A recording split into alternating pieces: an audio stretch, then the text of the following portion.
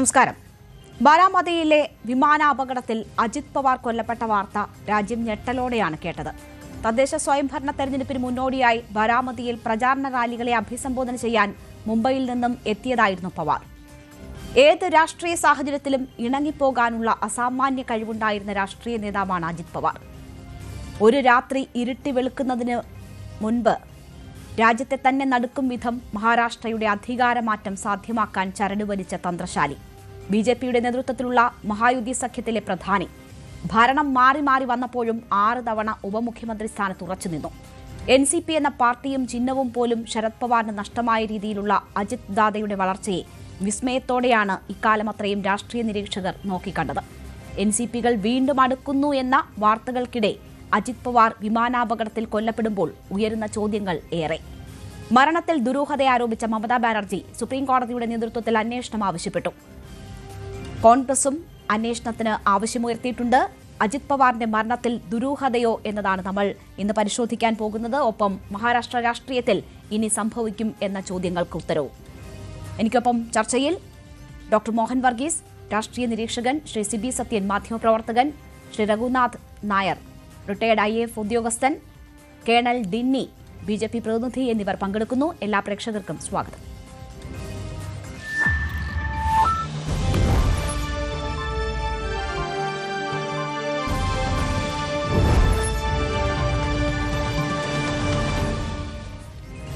ചർച്ചയിലേക്ക് ആദ്യം ശ്രീ രഘുനാഥ് നായർ. ഈ വിമാന അപകടം അത് ലാൻഡ് ചെയ്യുന്നതിനിടെ നിയന്ത്രണം നഷ്ടപ്പെട്ടുവെന്നും തീപിടിച്ചുവെന്നും അപകടം സംഭവിച്ചുവെന്നും പറയുന്നു. അവിടെ കാലാവസ്ഥ പ്രതികൂലമായിരുന്നുവെന്നും കാഴ്ച കുറവായിരുന്നു എന്നുമൊക്കെയുള്ള പല വിധത്തിലുള്ള വിവരങ്ങളുണ്ട്. പൈലറ്റ് ഏതാണ്ട് 1500 മണിക്കൂറിലേറെ വിമാനം പറത്തി പരിചയസമ്പന്നയായ പൈലറ്റാണ് എന്നതാണ് പറയപ്പെടുന്നത്.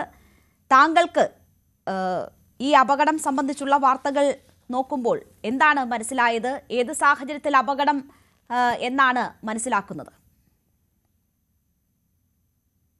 രേണുക, അത് ഒന്നാമത്തെ കാര്യം, അവിടെ വിസിബിലിറ്റി തീരെ മോശമായിരുന്നു. 800 ഫീറ്റിന്റെ വിസിബിലിറ്റി ഉണ്ടായിരുന്നുള്ളൂ എന്നാണ് വാർത്തകളിലൊക്കെ കണ്ടത്. അപ്പൊ പ്രശ്നം വരാൻ പോണമെന്ന് പറഞ്ഞു കഴിഞ്ഞാൽ, സാധാരണ ഉള്ള മോഡേൺ എയർപോർട്ട് പോലെ, അതായത് എല്ലാവിധ സൗകര്യങ്ങളും ഉള്ള അത്രയും വെൽ എക്യുപ്ഡ് ആയിരുന്നില്ല ഈ ഒരു പർട്ടിക്കുലർ എയർപോർട്ട്. അതൊരു എയർ സ്ട്രിപ്പ് ആയിരുന്നു. അപ്പൊ അവിടെ പൈലറ്റിന്റെ കഴിവുകൊണ്ട് മാത്രമേ ലാൻഡ് ചെയ്യാനായിട്ട് സാധിക്കുള്ളൂ. ഇപ്പൊ നമ്മുടെ വലിയ വലിയ എയർപോർട്ടുകൾ, അതായത് തിരുവനന്തപുരമോ നെടുമ്പാശ്ശേരിയോ ഡൽഹിയോ ഇങ്ങനെയുള്ള വലിയ വലിയ എയർപോർട്ടുകളിലൊക്കെ ഇൻസ്ട്രുമെന്റൽ ലാൻഡിംഗ് സിസ്റ്റം എന്ന് പറഞ്ഞു കഴിഞ്ഞാൽ ടെക്നോളജി അസിസ്റ്റഡ് ആയിട്ടുള്ള ലാൻഡിംഗ് സിസ്റ്റം ഉണ്ട്. അപ്പം വിസിബിലിറ്റി എത്ര മോശമാണെന്നുണ്ടെങ്കിലും പൈലറ്റിന് ഈ റേഡിയോ വേവ്സ് ഉപയോഗിച്ചിട്ട് ഈ റൺവേയുമായിട്ട് കറക്റ്റായിട്ട് അലൈൻ ചെയ്ത് കറക്റ്റായിട്ട് അപ്രോച്ച് ചെയ്തിട്ട് ലാൻഡ് ചെയ്യാനായിട്ട് സാധിക്കും. ഇവിടെ 2 കാര്യമുള്ളതെന്ന് പറഞ്ഞു കഴിഞ്ഞാൽ, ലാൻഡിംഗ് അപ്രോച്ചിലെ പ്രധാനപ്പെട്ട കാര്യം എന്ന് പറഞ്ഞു കഴിഞ്ഞാൽ, ഒന്നാമത്തെ കാര്യം, റൺവേ നമ്മൾ പ്രോപ്പറായിട്ട് അലൈൻഡ് ആയിരിക്കണം, നേരെ ആയിരിക്കണം. അതല്ലാന്നുണ്ടെങ്കിൽ നമ്മൾ കാട്ടിലേക്ക് വല്ലതും പോകും. അതല്ല, അതിനേക്കാളും പ്രധാനം എന്ന് പറഞ്ഞു കഴിഞ്ഞാൽ ലാൻഡിംഗ് അപ്രോച്ചിന്റെ ഹൈറ്റ് ആണ്. ഒരുപാട് ഉയരത്തിൽ നിന്ന് ലാൻഡിംഗ് ഒരു പർട്ടിക്കുലർ ആംഗിളിൽ വന്നിട്ട് അപ്രോച്ച് ചെയ്യണം. ഒരുപാട് ഉയരത്തിൽ നിന്ന് വരികയാണെന്നുണ്ടെങ്കിൽ ഈ വിമാനം റൺവേ ഓവർ ഷൂട്ട് ചെയ്യാനായിട്ട് സാധ്യതയുണ്ട്. അതായത് ടച്ച് ഡൗൺ പോയിന്റിനെക്കാളൊക്കെ ഒരുപാട് മുന്നോട്ട് ചെന്നിട്ട് ഇത് റൺവേയിൽ ടച്ച് ചെയ്യാനായിട്ട് സാധ്യതയുണ്ട്. അപ്പൊ എഫക്റ്റീവ് റൺവേയുടെ ലെങ്ത് കുറയും, വിമാനത്തിന് കിട്ടുന്ന റൺവേയുടെ ലെങ്ത് കുറയും, കുറച്ച് ദൂരമേ കിട്ടുള്ളൂ. അത് പിന്നീട് ഒരു അപകടത്തിൽ കലാശിക്കാനുള്ള സാധ്യതയുണ്ട്. രണ്ടാമത്തെന്ന് പറഞ്ഞു കഴിഞ്ഞാൽ, ലോ അപ്രോച്ചിൽ വളരെ താണ് അപ്രോച്ച് ചെയ്യുകയാണെന്നുണ്ടെങ്കിൽ ഒരു പക്ഷേ റൺവേ എത്തുന്നതിന് മുമ്പ് തന്നെ ഈ വിമാനം ടച്ച് ചെയ്യാനായിട്ട് സാധ്യതയുണ്ട്. അപ്പൊ അതുകൊണ്ട് കറക്റ്റ് ആ ഒരു അപ്രോച്ച് കിട്ടണം. അപ്പൊ ഇൻസ്ട്രുമെന്റൽ ലാൻഡിംഗ് സിസ്റ്റം ഇല്ലാത്ത വിമാനങ്ങളിലാണെന്നുണ്ടെങ്കിൽ പൈലറ്റ് അത് കൃത്യമായിട്ട്, അതായത് വിഷ്വൽ അപ്രോച്ച് സ്ലോപ്പ് ഇൻഡിക്കേറ്റർ എന്നൊക്കെ പറയുന്ന ചില ഒരു അനലോഗ് സിസ്റ്റംസ് ഒക്കെ ഉണ്ടാവും അങ്ങനെയുള്ള എയർപോർട്ടിൽ. അത് നോക്കിയിട്ട് പൈലറ്റ് വിഷ്വലി കണ്ടിട്ട് വേണം ഇതിനെ കറക്റ്റ് ആയിട്ട് അലൈൻ ചെയ്തിട്ട് അപ്രോച്ച് ചെയ്യാനായിട്ട്. ഇപ്പൊ ഇവിടെ പ്രശ്നം എന്ന് പറഞ്ഞു കഴിഞ്ഞാൽ 800 അടിയാണ് 800 മീറ്റർ താഴെയായിരുന്നു വിസിബിലിറ്റി എന്ന് പറയുന്നു. അപ്പൊ ഈ പൈലറ്റിന് ദൂരെ നിന്ന് അപ്രോച്ച് ചെയ്യുന്ന സമയത്ത് ഈ റൺവേ കൃത്യമായിട്ട് കാണാൻ പറ്റില്ല. അങ്ങനെ വരുമ്പോൾ എന്ത് പറ്റും? ഈ അപ്രോച്ച് കറക്റ്റ് ആണോ, അതിന്റെ ആംഗിൾ കറക്റ്റ് ആണോ എന്നുള്ള ഒന്നും അറിയില്ല. അങ്ങനെയാണ് 2 അപ്രോച്ച് നടത്തിയെന്ന് നമ്മൾ വാർത്തയിൽ കണ്ടത്. ആദ്യം ഒന്ന് അപ്രോച്ച് ചെയ്തു, അപ്പൊ ആംഗിൾ ശരിയല്ല, ഒന്നിൽ കൂടുതലായിരിക്കാം അല്ലെ കുറവായിരിക്കാം. അപ്പൊ ഇത് രണ്ടാമത് പുള്ളപ്പ് ചെയ്ത് ഒരു റൗണ്ട് അടിച്ച് ഒന്നും കൂടെ വന്നു. ഇപ്പൊ ഇവിടെ പ്രശ്നം പറ്റുന്നതെന്ന് പറഞ്ഞു കഴിഞ്ഞാൽ, ഈ വിമാനം ഒന്നും കൂടെ കറങ്ങി വരുമ്പോൾ പൈലറ്റിന് മനസ്സിലായി ഇതിന്റെ ഡിഫിക്കൽട്ടി എത്രത്തോളം ഉണ്ടെന്നുള്ളത്. അപ്പൊ റൺവേ ക്ലിയർ ആയിട്ട് കാണാൻ പറ്റുന്നില്ല. അത്രയും മൂടൽമഞ്ഞുള്ളത് കൊണ്ട് റൺവേ ക്ലിയർ ആയിട്ട് കാണാൻ പറ്റുന്നില്ല. ഇവിടെ രണ്ട് പോസിബിലിറ്റി ഉണ്ട്. ഒന്നുകിൽ ഈ വിമാനത്തിന്റെ ഹൈറ്റ് ഇച്ചിലൂടെ കുറച്ച് കാണാം, അപ്പോൾ ആ ഡിസ്റ്റൻസ് ഒന്ന് കുറയ്ക്കാൻ വേണ്ടിയിട്ട്. അതുപോലെ തന്നെ കൃത്യമായിട്ട് വിസിബിലിറ്റി, ഇപ്പൊ നമ്മൾ ഭയങ്കര ഫോഗുള്ള സമയത്ത് നമ്മൾ ഡ്രൈവ് ചെയ്യുകയാണെന്നുണ്ടെങ്കിൽ നമ്മൾ ഓട്ടോമാറ്റിക്കലി സ്പീഡ് കുറയ്ക്കും. കാരണം മുമ്പിലുള്ളത് ക്ലിയർ ആയിട്ട് കണ്ട് നമുക്കത് മനസ്സിലാക്കി എടുക്കാൻ വേണ്ടിയിട്ട് നമ്മൾ സ്പീഡ് കുറയ്ക്കും. എന്ന് പറഞ്ഞതുപോലെ ഒരു പക്ഷേ ഈ പൈലറ്റ് ഈ വിമാനത്തിന്റെ സ്പീഡ് കുറച്ചിട്ടുണ്ടാവാം. അതായത് ഒരു മിനിമം ലിമിറ്റ് ഉണ്ട്, അതിലും താഴെ പോയി കാണും ആ വിസിബിലിറ്റി കിട്ടാൻ വേണ്ടിയിട്ട്. ഇവിടെ വേറെ ഒരു പ്രശ്നമുള്ളതെന്ന് പറഞ്ഞു കഴിഞ്ഞാൽ, സാധാരണഗതിയിൽ ഒരു വിമാനം ലാൻഡ് ചെയ്യാനായിട്ട് അപ്രോച്ച് ചെയ്യുന്ന സമയത്ത് വിസിബിലിറ്റി മോശമാണ്, ഇൻസ്ട്രുമെന്റൽ ലാൻഡിംഗ് സിസ്റ്റം ഒന്നും ഇല്ല എന്നുണ്ടെങ്കിൽ അവർ ലാൻഡിംഗ് പെർമിറ്റഡ് അല്ല. പൈലറ്റിന്റെ ഇൻസ്ട്രക്ഷൻസിൽ പറയുന്നുണ്ട്, അതായത് ലാൻഡ് ചെയ്യാൻ പാടില്ല, അടുത്ത എയർപോർട്ടിൽ നോക്കി പോകണമെന്ന്. ഇവിടെ ഒരു പ്രൈവറ്റ് എയർലൈൻ കമ്പനിയാണ്, പ്രൈവറ്റ് ജെറ്റ് കമ്പനിയാണ്. അതെ, ഒരു തവണ ഈ ലാൻഡിംഗ് ഉപേക്ഷിച്ചിരുന്നു എന്ന തരത്തിലുള്ള വിവരങ്ങളുണ്ട്. പിന്നീട് ലാൻഡിങ്ങിന് അനുമതി കിട്ടുമ്പോഴാണ് ഈ അപകടം ഉണ്ടായത് എന്നൊക്കെ ഉള്ള വിവരങ്ങൾ വരുന്നുണ്ട്. അതിന്റെ കാരണം ഇതാണ്. കാരണം VVIP ആണ് ഓൺ ബോർഡ്. ഇപ്പൊ ഇവരൊരു പ്രൈവറ്റ് ഏജൻസിയാണ്. പ്രൈവറ്റ് ഏജൻസി എന്ന് പറയുമ്പോൾ അവർക്ക് ഈ പറയുന്ന കസ്റ്റമറോടുള്ള കമ്മിറ്റ്മെന്റ് കുറച്ച് കൂടുതലാണ്. കാരണം ഒരു കസ്റ്റമർ ഡിസാറ്റിസ്ഫൈഡ് ആയി കഴിഞ്ഞാൽ, ലാൻഡ് ചെയ്യാൻ പറ്റില്ല എന്ന് പറഞ്ഞു കഴിഞ്ഞാൽ, കസ്റ്റമർ അതിന്റെ റിയാലിറ്റി മനസ്സിലാക്കണമെന്നില്ല. കസ്റ്റമർ ചിലപ്പോൾ വിചാരിക്കണം എന്താണെന്ന് വെച്ച് കഴിഞ്ഞാൽ, ഇത് ഈ പൈലറ്റിന്റെ ഇൻഎഫിഷ്യൻസിയോ അല്ലെ എയർലൈൻ കമ്പനിയുടെ ഈ പ്രൈവറ്റ് ജെറ്റ് കമ്പനിയുടെ ഇൻഎഫിഷ്യൻസി ആണെന്ന് വിചാരിച്ചിട്ട് അത് അവർക്കൊരു ബാഡ് മാർക്കാണ്. അപ്പൊ ഈ VIP ഓൺ ബോർഡ് എന്ന് പറയുമ്പോൾ എപ്പോഴും ഇവർക്ക് വലിയൊരു പ്രഷർ ഉണ്ടാവും. അതുകൊണ്ട് ഇവര് രണ്ടാമത്തെ അപ്രോച്ച് നടത്തിയിട്ടുണ്ടാവാനും സാധ്യതയുണ്ട്. ഇവിടെ പ്രശ്നം എന്ന് പറഞ്ഞാൽ, ഈ ലിയർ ജെറ്റ് വിമാനത്തിന് ഒരു ചെറിയ കുഴപ്പമുണ്ട്. ഇത് ഭയങ്കര അഡ്വാൻസ്ഡ് ആണ്. ഏറ്റവും കൂടുതൽ സ്പീഡിൽ പറക്കുന്ന പ്രൈവറ്റ് ജെറ്റ് വിമാനം ഒക്കെ ആണെന്നുണ്ടെങ്കിലും ഇതിന്റെ ഒരു പ്രശ്നം എന്ന് പറഞ്ഞു കഴിഞ്ഞാൽ, ഇതിന് സ്വിഫ്റ്റ് വിങ് എന്നാണ് ഇതിന്റെ വിങ്ങിന്റെ കോൺഫിഗറേഷൻ. രണ്ട് തരത്തിലാണ് വിങ്ങിന്റെ കോൺഫിഗറേഷൻ ഉണ്ടാവുക. സാധാരണ ഇതിൽ ഒന്നിൽ നമുക്ക് ഇങ്ങനെ ഫ്ലാറ്റ് ആയിട്ട് പാരലായിട്ട്, അതായത് നമ്മൾ താഴെ നിന്നൊരു വിമാനത്തിന്റെ മേളിലോട്ട് നോക്കുമ്പോൾ ഒരു കുരിശ് പോലെ കാണും. വിമാനത്തിന്റെ ബോഡി ഒരു ഇതും അതിന്റെ വിങ് മറ്റൊരു ഇതും, അങ്ങനെ ഒരു കുരിശ് പോലെ കാണും. അതിനെ നമ്മൾ സ്ട്രെയിറ്റ് വിങ് എന്നാണ് പറയുന്നത്. പക്ഷെ ഇവിടെ പ്രശ്നം എന്ന് പറഞ്ഞാൽ, സ്ട്രെയിറ്റ് വിങ് വിമാനങ്ങൾ എന്ന് പറഞ്ഞു കഴിഞ്ഞാൽ സാധാരണഗതിയിൽ സ്പീഡ് കുറഞ്ഞ് പറക്കാനുള്ള വിമാനങ്ങൾക്കാണ് സ്ട്രെയിറ്റ് വിങ് വിമാനങ്ങളായിട്ട് ഡിസൈൻ ചെയ്യുന്നത്. അപ്പൊ എന്ത് പറ്റുമെന്ന് പറഞ്ഞു കഴിഞ്ഞാൽ, സ്പീഡ് കുറവാണെങ്കിൽ ഇതിന് കുറച്ചും കൂടെ ലിഫ്റ്റ് കിട്ടും. അപ്പൊ നന്നായിട്ട് ഇതിന് എയറിൽ ഫ്ലോട്ട് ചെയ്യാനായിട്ട്, അല്ലാന്നുണ്ടെങ്കിൽ ഗ്ലൈഡ് ചെയ്ത് പോകാനായിട്ടുള്ള കേപ്പബിലിറ്റി ഉണ്ട്. ഇവിടെ പ്രശ്നം എന്ന് പറഞ്ഞു കഴിഞ്ഞാൽ, ലിയർ ജെറ്റ് വിമാനം എന്ന് പറഞ്ഞാൽ 0.8 മാക്കിൽ അധികം സ്പീഡുള്ള, അതായത് ശബ്ദത്തിന്റെ സ്പീഡിനോട് വളരെ അടുത്ത് പറക്കാൻ കഴിവുള്ള ഒരു വിമാനമാണ്. അപ്പൊ ഇത്രയും ഹൈ സ്പീഡ് വിമാനം എന്ന് പറയുമ്പോഴത്തേനും സാധാരണഗതിയിൽ ഇതിന് കൊടുക്കുന്ന സ്വിഫ്റ്റ് വിങ് ആണ്. പിന്നെ ഈ ഇതിന്റെ വിങ് എന്ന് പറയുന്നത് കുറച്ചും കൂടെ പുറകിലോട്ട് ചരിഞ്ഞായിരിക്കും, സ്ട്രെയിറ്റ് ആയിരിക്കത്തില്ല, പുറകിലോട്ട് കുറച്ച് ചരിഞ്ഞായിരിക്കും. അതായത് നമ്മളിങ്ങനെ പുറകോട്ട് കൈ ഇങ്ങനെ വെച്ചിട്ട് ആയം എടുക്കുന്ന പോലെയുള്ള ഷേപ്പിലായിരിക്കും പക്ഷികളൊക്കെ പറക്കുന്ന പോലെ. അതിന്റെ കാരണം എന്ന് പറഞ്ഞു കഴിഞ്ഞാൽ, ഒരുപാട് ഹൈ സ്പീഡിൽ പോകുമ്പോൾ ഒരു മാക്കിന്റെ ഒക്കെ സ്പീഡിന്റെ അടുത്തേക്ക് വിമാനം എത്തുമ്പോൾ ഇതിന് ഭയങ്കരമായിട്ട് ടർബുലൻസ് എത്താനുള്ള സാധ്യതയുണ്ട്. അപ്പൊ വിങ്ങിന്റെ ഷേപ്പ് ഇങ്ങനെ വെക്കുകയാണെന്നുണ്ടെങ്കിൽ, അതായത് ഇങ്ങനെ ചരിച്ച് വെക്കുകയാണെന്നുണ്ടെങ്കിൽ അതിനെ ബാലൻസ് ചെയ്യാൻ പറ്റും. ഡിസഡ്വാൻറ്റേജ് എന്ന് പറഞ്ഞു കഴിഞ്ഞാൽ, സ്ലോ സ്പീഡിൽ പറക്കാനായിട്ട് ഇത് കേപ്പബിൾ അല്ല, അല്ലെ സ്യൂട്ടബിൾ അല്ല. ഇവിടെ വരുന്നതെന്ന് പറഞ്ഞു കഴിഞ്ഞാൽ, വിമാനത്തിന്റെ സ്പീഡ് ഒരു പരിധിയിൽ അധികം താഴേക്ക് പോയിട്ടുണ്ടെന്നുണ്ടെങ്കിൽ ഈ വിമാനത്തിന്റെ സ്റ്റെബിലിറ്റി പൂർണ്ണമായിട്ട് നഷ്ടപ്പെട്ട് ഒരു സ്റ്റോൾ സംഭവിക്കാനും ഈ വിമാനം നേരെ മൂക്ക് കുത്തി താഴേക്ക് പോകാനുള്ള സാധ്യതയുണ്ട്. വേറൊരു വാർത്തയും കൂടെ കണ്ടതെന്ന് പറഞ്ഞു കഴിഞ്ഞാൽ, ദൃക്സാക്ഷികൾ പറഞ്ഞിരിക്കുന്നത് ഈ വിമാനം കണ്ടമാനം ഇംബാലൻസ്ഡ് ആയിട്ട് വരുന്നതായിട്ട് കണ്ടു. അതിനുശേഷം നേരെ നോസ് ഡൗൺ ആയിട്ട് മൂക്ക് കുത്തിയാണ് വീണതെന്നാണ് പറയുന്നത്. അപ്പൊ ഇതിന്റെ ഒരു പോസിബിലിറ്റി എന്ന് പറഞ്ഞു കഴിഞ്ഞാൽ, വളരെ കുറഞ്ഞ വേഗതയിൽ വരുന്ന സമയത്ത് ഈ വിമാനത്തിന് നിയന്ത്രണം നഷ്ടപ്പെടുന്നു. ഒരു 300 മീറ്റർ ഓൾട്ടിറ്റ്യൂഡ് ലെവലായിരിക്കും ഇത് അപ്രോച്ച് ചെയ്തതെന്ന് വിചാരിക്കുക. കാരണം 800 മീറ്റർ വിസിബിലിറ്റി ഉള്ളതെന്നുണ്ടെങ്കിൽ ഇത് ഒരുപാട് താണ് വന്നിട്ട് സ്പീഡ് കുറച്ച് കഴിയുമ്പോൾ എന്താ പറ്റുന്നതെന്ന് വെച്ച് കഴിഞ്ഞാൽ, ഇങ്ങനെയുള്ള ജെറ്റ് വിമാനങ്ങളിലെ പ്രശ്നം എന്ന് പറഞ്ഞു കഴിഞ്ഞാൽ, ഇതിന്റെ ആ ബാലൻസിങ് പോയി കഴിയുമ്പോൾ ഇതിനകത്ത് തന്നെ ഒരു സിസ്റ്റം ഉണ്ട് ഇതിനെ കൺട്രോൾ ചെയ്യാനായിട്ട് ഓട്ടോമാറ്റിക് ആയിട്ട്. അതായത് സ്റ്റിക്ക് പുഷർ എന്ന് പറഞ്ഞൊരു സംവിധാനമുണ്ട്. ഇതെങ്ങനെയാണെന്ന് വെച്ചാൽ, വിമാന സ്പീഡ് തീരെ കുറഞ്ഞു വരുമ്പോഴത്തേന് ഇതിന് സ്റ്റാൾ ഉണ്ടാകുമ്പോഴത്തേന് ഇത് ബാലൻസ് നഷ്ടപ്പെട്ട് താഴേക്ക് വീഴാനുള്ള സാധ്യതയുണ്ട്. ഇത് ആക്ച്വലി ഒരു സേഫ്റ്റി മെഷറാണ്. അപ്പൊ ഈ വിമാനത്തിന്റെ നോസ് പൊങ്ങിയിരിക്കാനുള്ള സാധ്യതയുണ്ട്. വിമാനത്തിന്റെ നോസ് പൊങ്ങിയിരിക്കുമ്പോൾ സ്റ്റാൾ പിന്നെയും കുറച്ചും കൂടെ കൂടുതലുണ്ടാവും. അതിനെ കൺട്രോൾ ചെയ്യാൻ വേണ്ടിയിട്ട് ഈ സ്റ്റിക്ക് പുഷർ എന്ന് പറയുന്ന ഈ സംവിധാനം വിമാനത്തിന്റെ നോസിനെ താഴേക്ക് കൊണ്ടുവരും. ഇവിടെ പെട്ടെന്ന് വിമാനത്തിന്റെ നോസ് താഴേക്ക് വന്നു എന്ന് പറയുമ്പോൾ ഈ സ്റ്റിക്ക് പുഷർ അതൊരു ഓട്ടോമാറ്റിക് സംവിധാനമാണ്, കമ്പ്യൂട്ടറൈസ്ഡ് സംവിധാനമാണ്. അത് ഇന്റർഫിയർ ചെയ്തിട്ടുണ്ടാവാനായിട്ടുള്ള സാധ്യതയുണ്ട്. അപ്പൊ ന്യായമായിട്ട് ഒരു ചോദ്യം വരും, അപ്പൊ ഈ ഒരു സംവിധാനം അപകടകരമാണെന്നുണ്ടെങ്കിൽ പിന്നെ എന്തിനാ ഉണ്ടാക്കി വെച്ചിരുന്നു? ഇത് സാധാരണ ഹൈ ഓൾട്ടിറ്റ്യൂഡിൽ നല്ല ഉയരത്തിൽ പറക്കണ സമയത്ത് വിമാനത്തിൽ എന്തെങ്കിലും വരികയാണെന്നുണ്ടെങ്കിൽ ഓട്ടോമാറ്റിക്കലി കമ്പ്യൂട്ടറൈസ്ഡ് ആയിട്ട് ഇതിനെ സേവ് ചെയ്യാൻ വേണ്ടി ഉണ്ടാക്കി വെച്ചിരിക്കുന്ന സംവിധാനമാണ്. കുറഞ്ഞ ഉയരത്തിൽ വരുന്ന സമയത്ത് ഈ സ്റ്റിക് പുഷർ വർക്ക് ചെയ്ത് കഴിഞ്ഞാൽ അത് ഗുണത്തെക്കാളേറെ ദോഷമുണ്ടാവും. അവിടെയും മാനുഫാക്ചറേഴ്സ് കൺസിഡർ ചെയ്യുന്ന ഒരു കാര്യം എന്ന് പറഞ്ഞു കഴിഞ്ഞാൽ ഈ വിമാനം ഇത്രയധികം അഡ്വാൻസ്ഡ് ആയതുകൊണ്ടും ഇന്ന് ലോകത്തിലുള്ള മിക്കവാറും എല്ലാ വിമാനത്താവളങ്ങളിലും ഈ ഇൻസ്ട്രുമെന്റ് ലാൻഡിംഗ് സിസ്റ്റം ഒക്കെ ഉള്ളത് കൊണ്ടും പൈലറ്റുമാർ തീരെ കുറഞ്ഞ സ്പീഡിൽ ഇതിനെ ലാൻഡ് ചെയ്യില്ല എന്നുള്ളതും ഇവരുടെ പൈലറ്റിന്റെ ഇൻസ്ട്രക്ഷൻ മാനുവലിൽ കൊടുത്തിട്ടുള്ളത് കൊണ്ടും അങ്ങനെ വരാനുള്ള സാധ്യത അങ്ങേയറ്റം വിരളമാണ്. പക്ഷെ ഇവിടെ സംഭവിച്ചതെന്ന് പറയുന്നത് മർഫീസ് ലോ എന്ന് പറയുന്നത് if something can be done in A wrong way someone someday somewhere will do it. അപ്പൊ ഇവിടെ ഇങ്ങനെ ഒരു പോസിബിലിറ്റി ഉണ്ട്. ഈ സ്റ്റിക് പുഷർ റോങ് ആയിട്ട് ആക്ടിവേറ്റ് ചെയ്യാനുള്ള ഒരു പോസിബിലിറ്റി ഉണ്ടെങ്കിൽ അത് ആരെങ്കിലും എന്നെങ്കിലും എവിടെ വെച്ചെങ്കിലും ഇത് ചെയ്തിരിക്കും എന്ന് പറയുന്ന ഒരു റീസൺ ആണ് ഇതിന് കാണുന്നത്. അപ്പൊ അത് തീർച്ചയായിട്ടും അതൊരു പൈലറ്റ് മിസ്റ്റേക്ക് എന്ന് നമുക്ക് പറയാൻ പറ്റില്ല. കാരണം ഒന്നുകിൽ VIP ഓൺ ബോർഡ് ആയതുകൊണ്ടുള്ള പ്രഷറാകാം. ഏതായാലും വിസിബിലിറ്റി കുറവായിരുന്നു. രണ്ടാമത്തെ അപ്രോച്ചിൽ സ്പീഡ് തീരെ കുറഞ്ഞു പോയി കാണും. അതാണ് ഈ വിമാനം അതിന്റെ ബാലൻസ് നഷ്ടപ്പെടുകയും മൂക്ക് കുത്തി താഴേക്ക് വരാനുള്ള എന്റെ അഭിപ്രായത്തിൽ സമ്പൂർണമായ കാരണം ഇതാണ്. തീർച്ചയായും എന്തായാലും അന്വേഷണത്തിന് DGCA ഉത്തരവിട്ടിട്ടുണ്ട്. അന്വേഷണം നടന്ന് വേണം ഇതിൽ കൂടുതൽ വ്യക്തത വരാനുള്ളത്.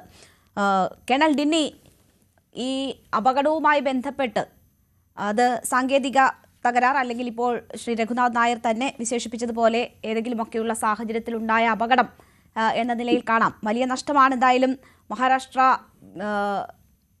മഹായുദ്ധി സഖ്യത്തെ സംബന്ധിച്ച് ഉണ്ടായിട്ടുള്ളത്. പ്രധാനമന്ത്രിയും രാഷ്ട്രപതിയും ഒക്കെ അങ്ങനെ ഉൾപ്പെടെ എല്ലാവരും തന്നെ ഈ മരണത്തിൽ അനുശോചനം രേഖപ്പെടുത്തുന്നതൊക്കെ കാണാൻ പറ്റുന്നു. പക്ഷേ ഒരു ഭാഗത്ത് ഈ അപകടത്തിൽ ചില സംശയ ദൃഷ്ടിയോടുകൂടിയുള്ള പ്രതികരണങ്ങൾ കൂടി വരുന്ന ഒരു സാഹചര്യമുണ്ട്. എങ്ങനെയാണ് താങ്കൾ നോക്കിക്കാണുന്നത്? ഇപ്പോൾ രഘുനാഥ് ചൂണ്ടിക്കാട്ടിയതുപോലെ തന്നെ ഉള്ള ഒരു അപകടം എന്ന നിലയിലാണോ? നോക്കൂ മാഡം, ആദ്യം വളരെ അൺഫോർച്ചുനേറ്റ് ആയിട്ടുള്ള ഒരു ആക്സിഡന്റ് ആണ് ഇന്ന് നടന്നിട്ടുള്ളത്. അതിനകത്ത് ഡെപ്യൂട്ടി CM ശ്രീ അജിത് പവാർ ഉൾപ്പെടെ ബാക്കി 4 പേരും കൂടെ ഉണ്ടായിരുന്നു. അതായത് 2 പൈലറ്റ്സും ഒരു PSOയും ഒരു ഫ്ലൈറ്റ് അറ്റൻഡന്റും. അപ്പൊ അവരെല്ലാവരും ഇന്ന് മരണപ്പെടുകയായിരുന്നു. അപ്പൊ അത് തീർച്ചയായിട്ടും നമ്മളെ രാജ്യത്തെ സംബന്ധിച്ചോളം ആ കുടുംബത്തെ സംബന്ധിച്ചോളം ഒക്കെ വലിയ ഒരു നഷ്ടം തന്നെയാണ്. അപ്പം അങ്ങനെയുള്ള അത് കഴിഞ്ഞിട്ട് മണിക്കൂറുകൾ പോലും ആയി കഴിഞ്ഞിട്ടില്ല ഇപ്പം. അപ്പൊ അങ്ങനെ ഇരിക്കുമ്പം നമ്മളിപ്പോൾ അതിന്റെ ബ്ലാക്ക് ബോക്സും മറ്റു കാര്യങ്ങളൊക്കെ കിട്ടിയതേ ഉള്ളൂ. അതിന്റെ ഈ ആക്സിഡന്റ് കാരണങ്ങൾ എന്താണെന്നുള്ള ഒരു ഇവാലുവേഷൻ നടന്നുകൊണ്ട് ഇരിക്കുന്നതേ ഉള്ളൂ. അപ്പൊ ഇനീഷ്യൽ പ്രിലിമിനറി റിപ്പോർട്ട് പോലും വന്നിട്ടില്ല. പക്ഷെ പല രീതിയിലുള്ള ചില വിഷ്വൽസിൽ നിന്നും ചില അവിടെയുള്ള ലോക്കൽ ആയിട്ടുള്ള ആളുകൾ കണ്ടതും ഒക്കെ വെച്ചിട്ട് പിന്നെ ചില എക്സ്പീരിയൻസ്ഡ് ആയിട്ടുള്ള ആളുകളുടെ അവരുടെ എക്സ്പീരിയൻസ് വെച്ചിട്ട് ഇങ്ങനെ ആവാം എന്നുള്ള രീതിയിലേക്ക് വന്നുകൊണ്ടിരിക്കുകയാണ്. പക്ഷെ എല്ലാ കാര്യത്തിലും ഒരു കാര്യം എന്ന് വെച്ചാൽ അവിടെ 2-3 ഇപ്പം പുറത്തുനിന്ന ഫാക്ട്സ് അനുസരിച്ച് ഒന്ന് അവിടെ ഒരു ലാൻഡിങ്ങിന് ഒരു വിഷ്വലിറ്റി പ്രോബ്ലം ഉണ്ടായിരുന്നു. കടുത്ത മൂടൽമഞ്ഞുണ്ട് എന്നൊക്കെ ദൃക്സാക്ഷികൾ ഉൾപ്പെടെ പറയുന്നുണ്ട്. അതെ. അപ്പൊ അതൊരു എനിക്ക് തോന്നുന്നു ഒരു 3000 മീറ്റർ 3 കിലോമീറ്റേഴ്സിന്റെ വിസിബിലിറ്റി മാത്രമേ ഉള്ളായിരുന്നാണ് ഫൈനലായിട്ട് വരുന്ന റിപ്പോർട്ട്സ് മനസ്സിലായി. അപ്പൊ 2.5 to 3 കിലോമീറ്റേഴ്സ് പറഞ്ഞാൽ ബേസിക്കലി ഒരു എയർക്രാഫ്റ്റ് ലാൻഡ് ചെയ്യണം മിനിമം ഒരു 5 കിലോമീറ്റേഴ്സ് എങ്കിലും വിസിബിൾ ആയിട്ട്, അതായത് ഇൻസ്ട്രുമെന്റ് ലാൻഡിംഗ് സിസ്റ്റം ഉണ്ടെങ്കിൽ കുഴപ്പമില്ല. പക്ഷെ ഒരു പൈലറ്റ് നേരിട്ട് കണ്ട് സ്വന്തം കണ്ണുകളിലൂടെ ലാൻഡ് ചെയ്യണമെങ്കിൽ മിനിമം ഒരു 5 കിലോമീറ്റേഴ്സ് ആണ് ഐഡിയൽ. പക്ഷെ എക്സ്പീരിയൻസ് ആയിട്ടുള്ള പൈലറ്റ്സ് 2.5 കിലോമീറ്റേഴ്സ് 3 കിലോമീറ്റേഴ്സിലൊക്കെ ചെയ്യാറുണ്ട്. അപ്പൊ അവിടെ ഒരു വിസിബിലിറ്റി ഇഷ്യൂ ഉണ്ടായിട്ടുണ്ട് എന്നുള്ളതിനകത്ത് നമുക്ക് ഉറപ്പിക്കാൻ പറ്റുന്ന കാര്യം എന്ന് വെച്ചാൽ ആദ്യം ഈ പൈലറ്റ് ലാൻഡ് ചെയ്യാൻ നോക്കിയത് അത് ഒരു 2 റൺവേ ഉണ്ട്. ആ 2 റൺവേയിൽ ഒരെണ്ണത്തിൽ അദ്ദേഹം ലാൻഡ് ചെയ്യാൻ നോക്കിയത് എനിക്ക് തോന്നുന്നു ഒരു പർട്ടിക്കുലർ 29 ആ ഒരു സ്ട്രിപ്പിലാണ് ലാൻഡ് ചെയ്യാൻ നോക്കിയത്. പക്ഷെ പിന്നീട് അവിടെ ലാൻഡ് ചെയ്യാൻ സാധിച്ചില്ല. അപ്പം നമുക്കറിയാം ടച്ച് ആൻഡ് ഗോ, അതായത് ലാൻഡ് ചെയ്യാതെ വീണ്ടും ഒരു റൗണ്ട് എടുക്കാൻ വേണ്ടി ATCയും പറഞ്ഞു. അദ്ദേഹം തിരിച്ചു കറങ്ങി വന്ന് രണ്ടാമത്തെ പ്രാവശ്യം വേറൊരു അതേ ഒരു എനിക്ക് തോന്നുന്നു ആ ഒരു സ്ട്രിപ്പിന്റെ നമ്പർ 11 ആണെന്ന് തോന്നുന്നു. ആ 11 ലാൻഡ് ചെയ്യാൻ വേണ്ടിയുള്ള ശ്രമം നടത്തിയാണ്. പിന്നെ ഇവിടെ ഈ ഒരു ഈ ബാരാമതി എയർ സ്ട്രിപ്പ് എന്ന് പറഞ്ഞത് ഒരു ടേബിൾ ടോപ്പ് പോലത്തെ ഉള്ള ഒരു എയർ സ്ട്രിപ്പാണ്. അതായത് ക്ലാസിക്കൽ ടേബിൾ ടോപ്പ് അല്ലെങ്കിൽ തന്നെ മറ്റ് ഭൂമിയിൽ നിന്ന് കുറച്ച് പൊങ്ങി നിൽക്കുന്ന ഒരു ഒരു എയർ സ്ട്രിപ്പാണ്. അപ്പൊ അവിടെ ഈ വിസിബിലിറ്റി ഇല്ലാതെ വരികയും അത് കഴിഞ്ഞിട്ട് ഈ ഒരു ടേബിൾ ടോപ്പ് ഉള്ള ഒരു സാഹചര്യവും നമ്മൾ ലാസ്റ്റ് വിഷ്വൽസിൽ കാണുന്ന ആ ഇമ്പാക്ട് നടക്കുന്നത് ഈ ടേബിൾ ടോപ്പിന്റെ തുടക്കത്തിൽ തന്നെയാണ് വന്ന് അത് സ്ട്രൈക്ക് ചെയ്തേക്കുന്നത്.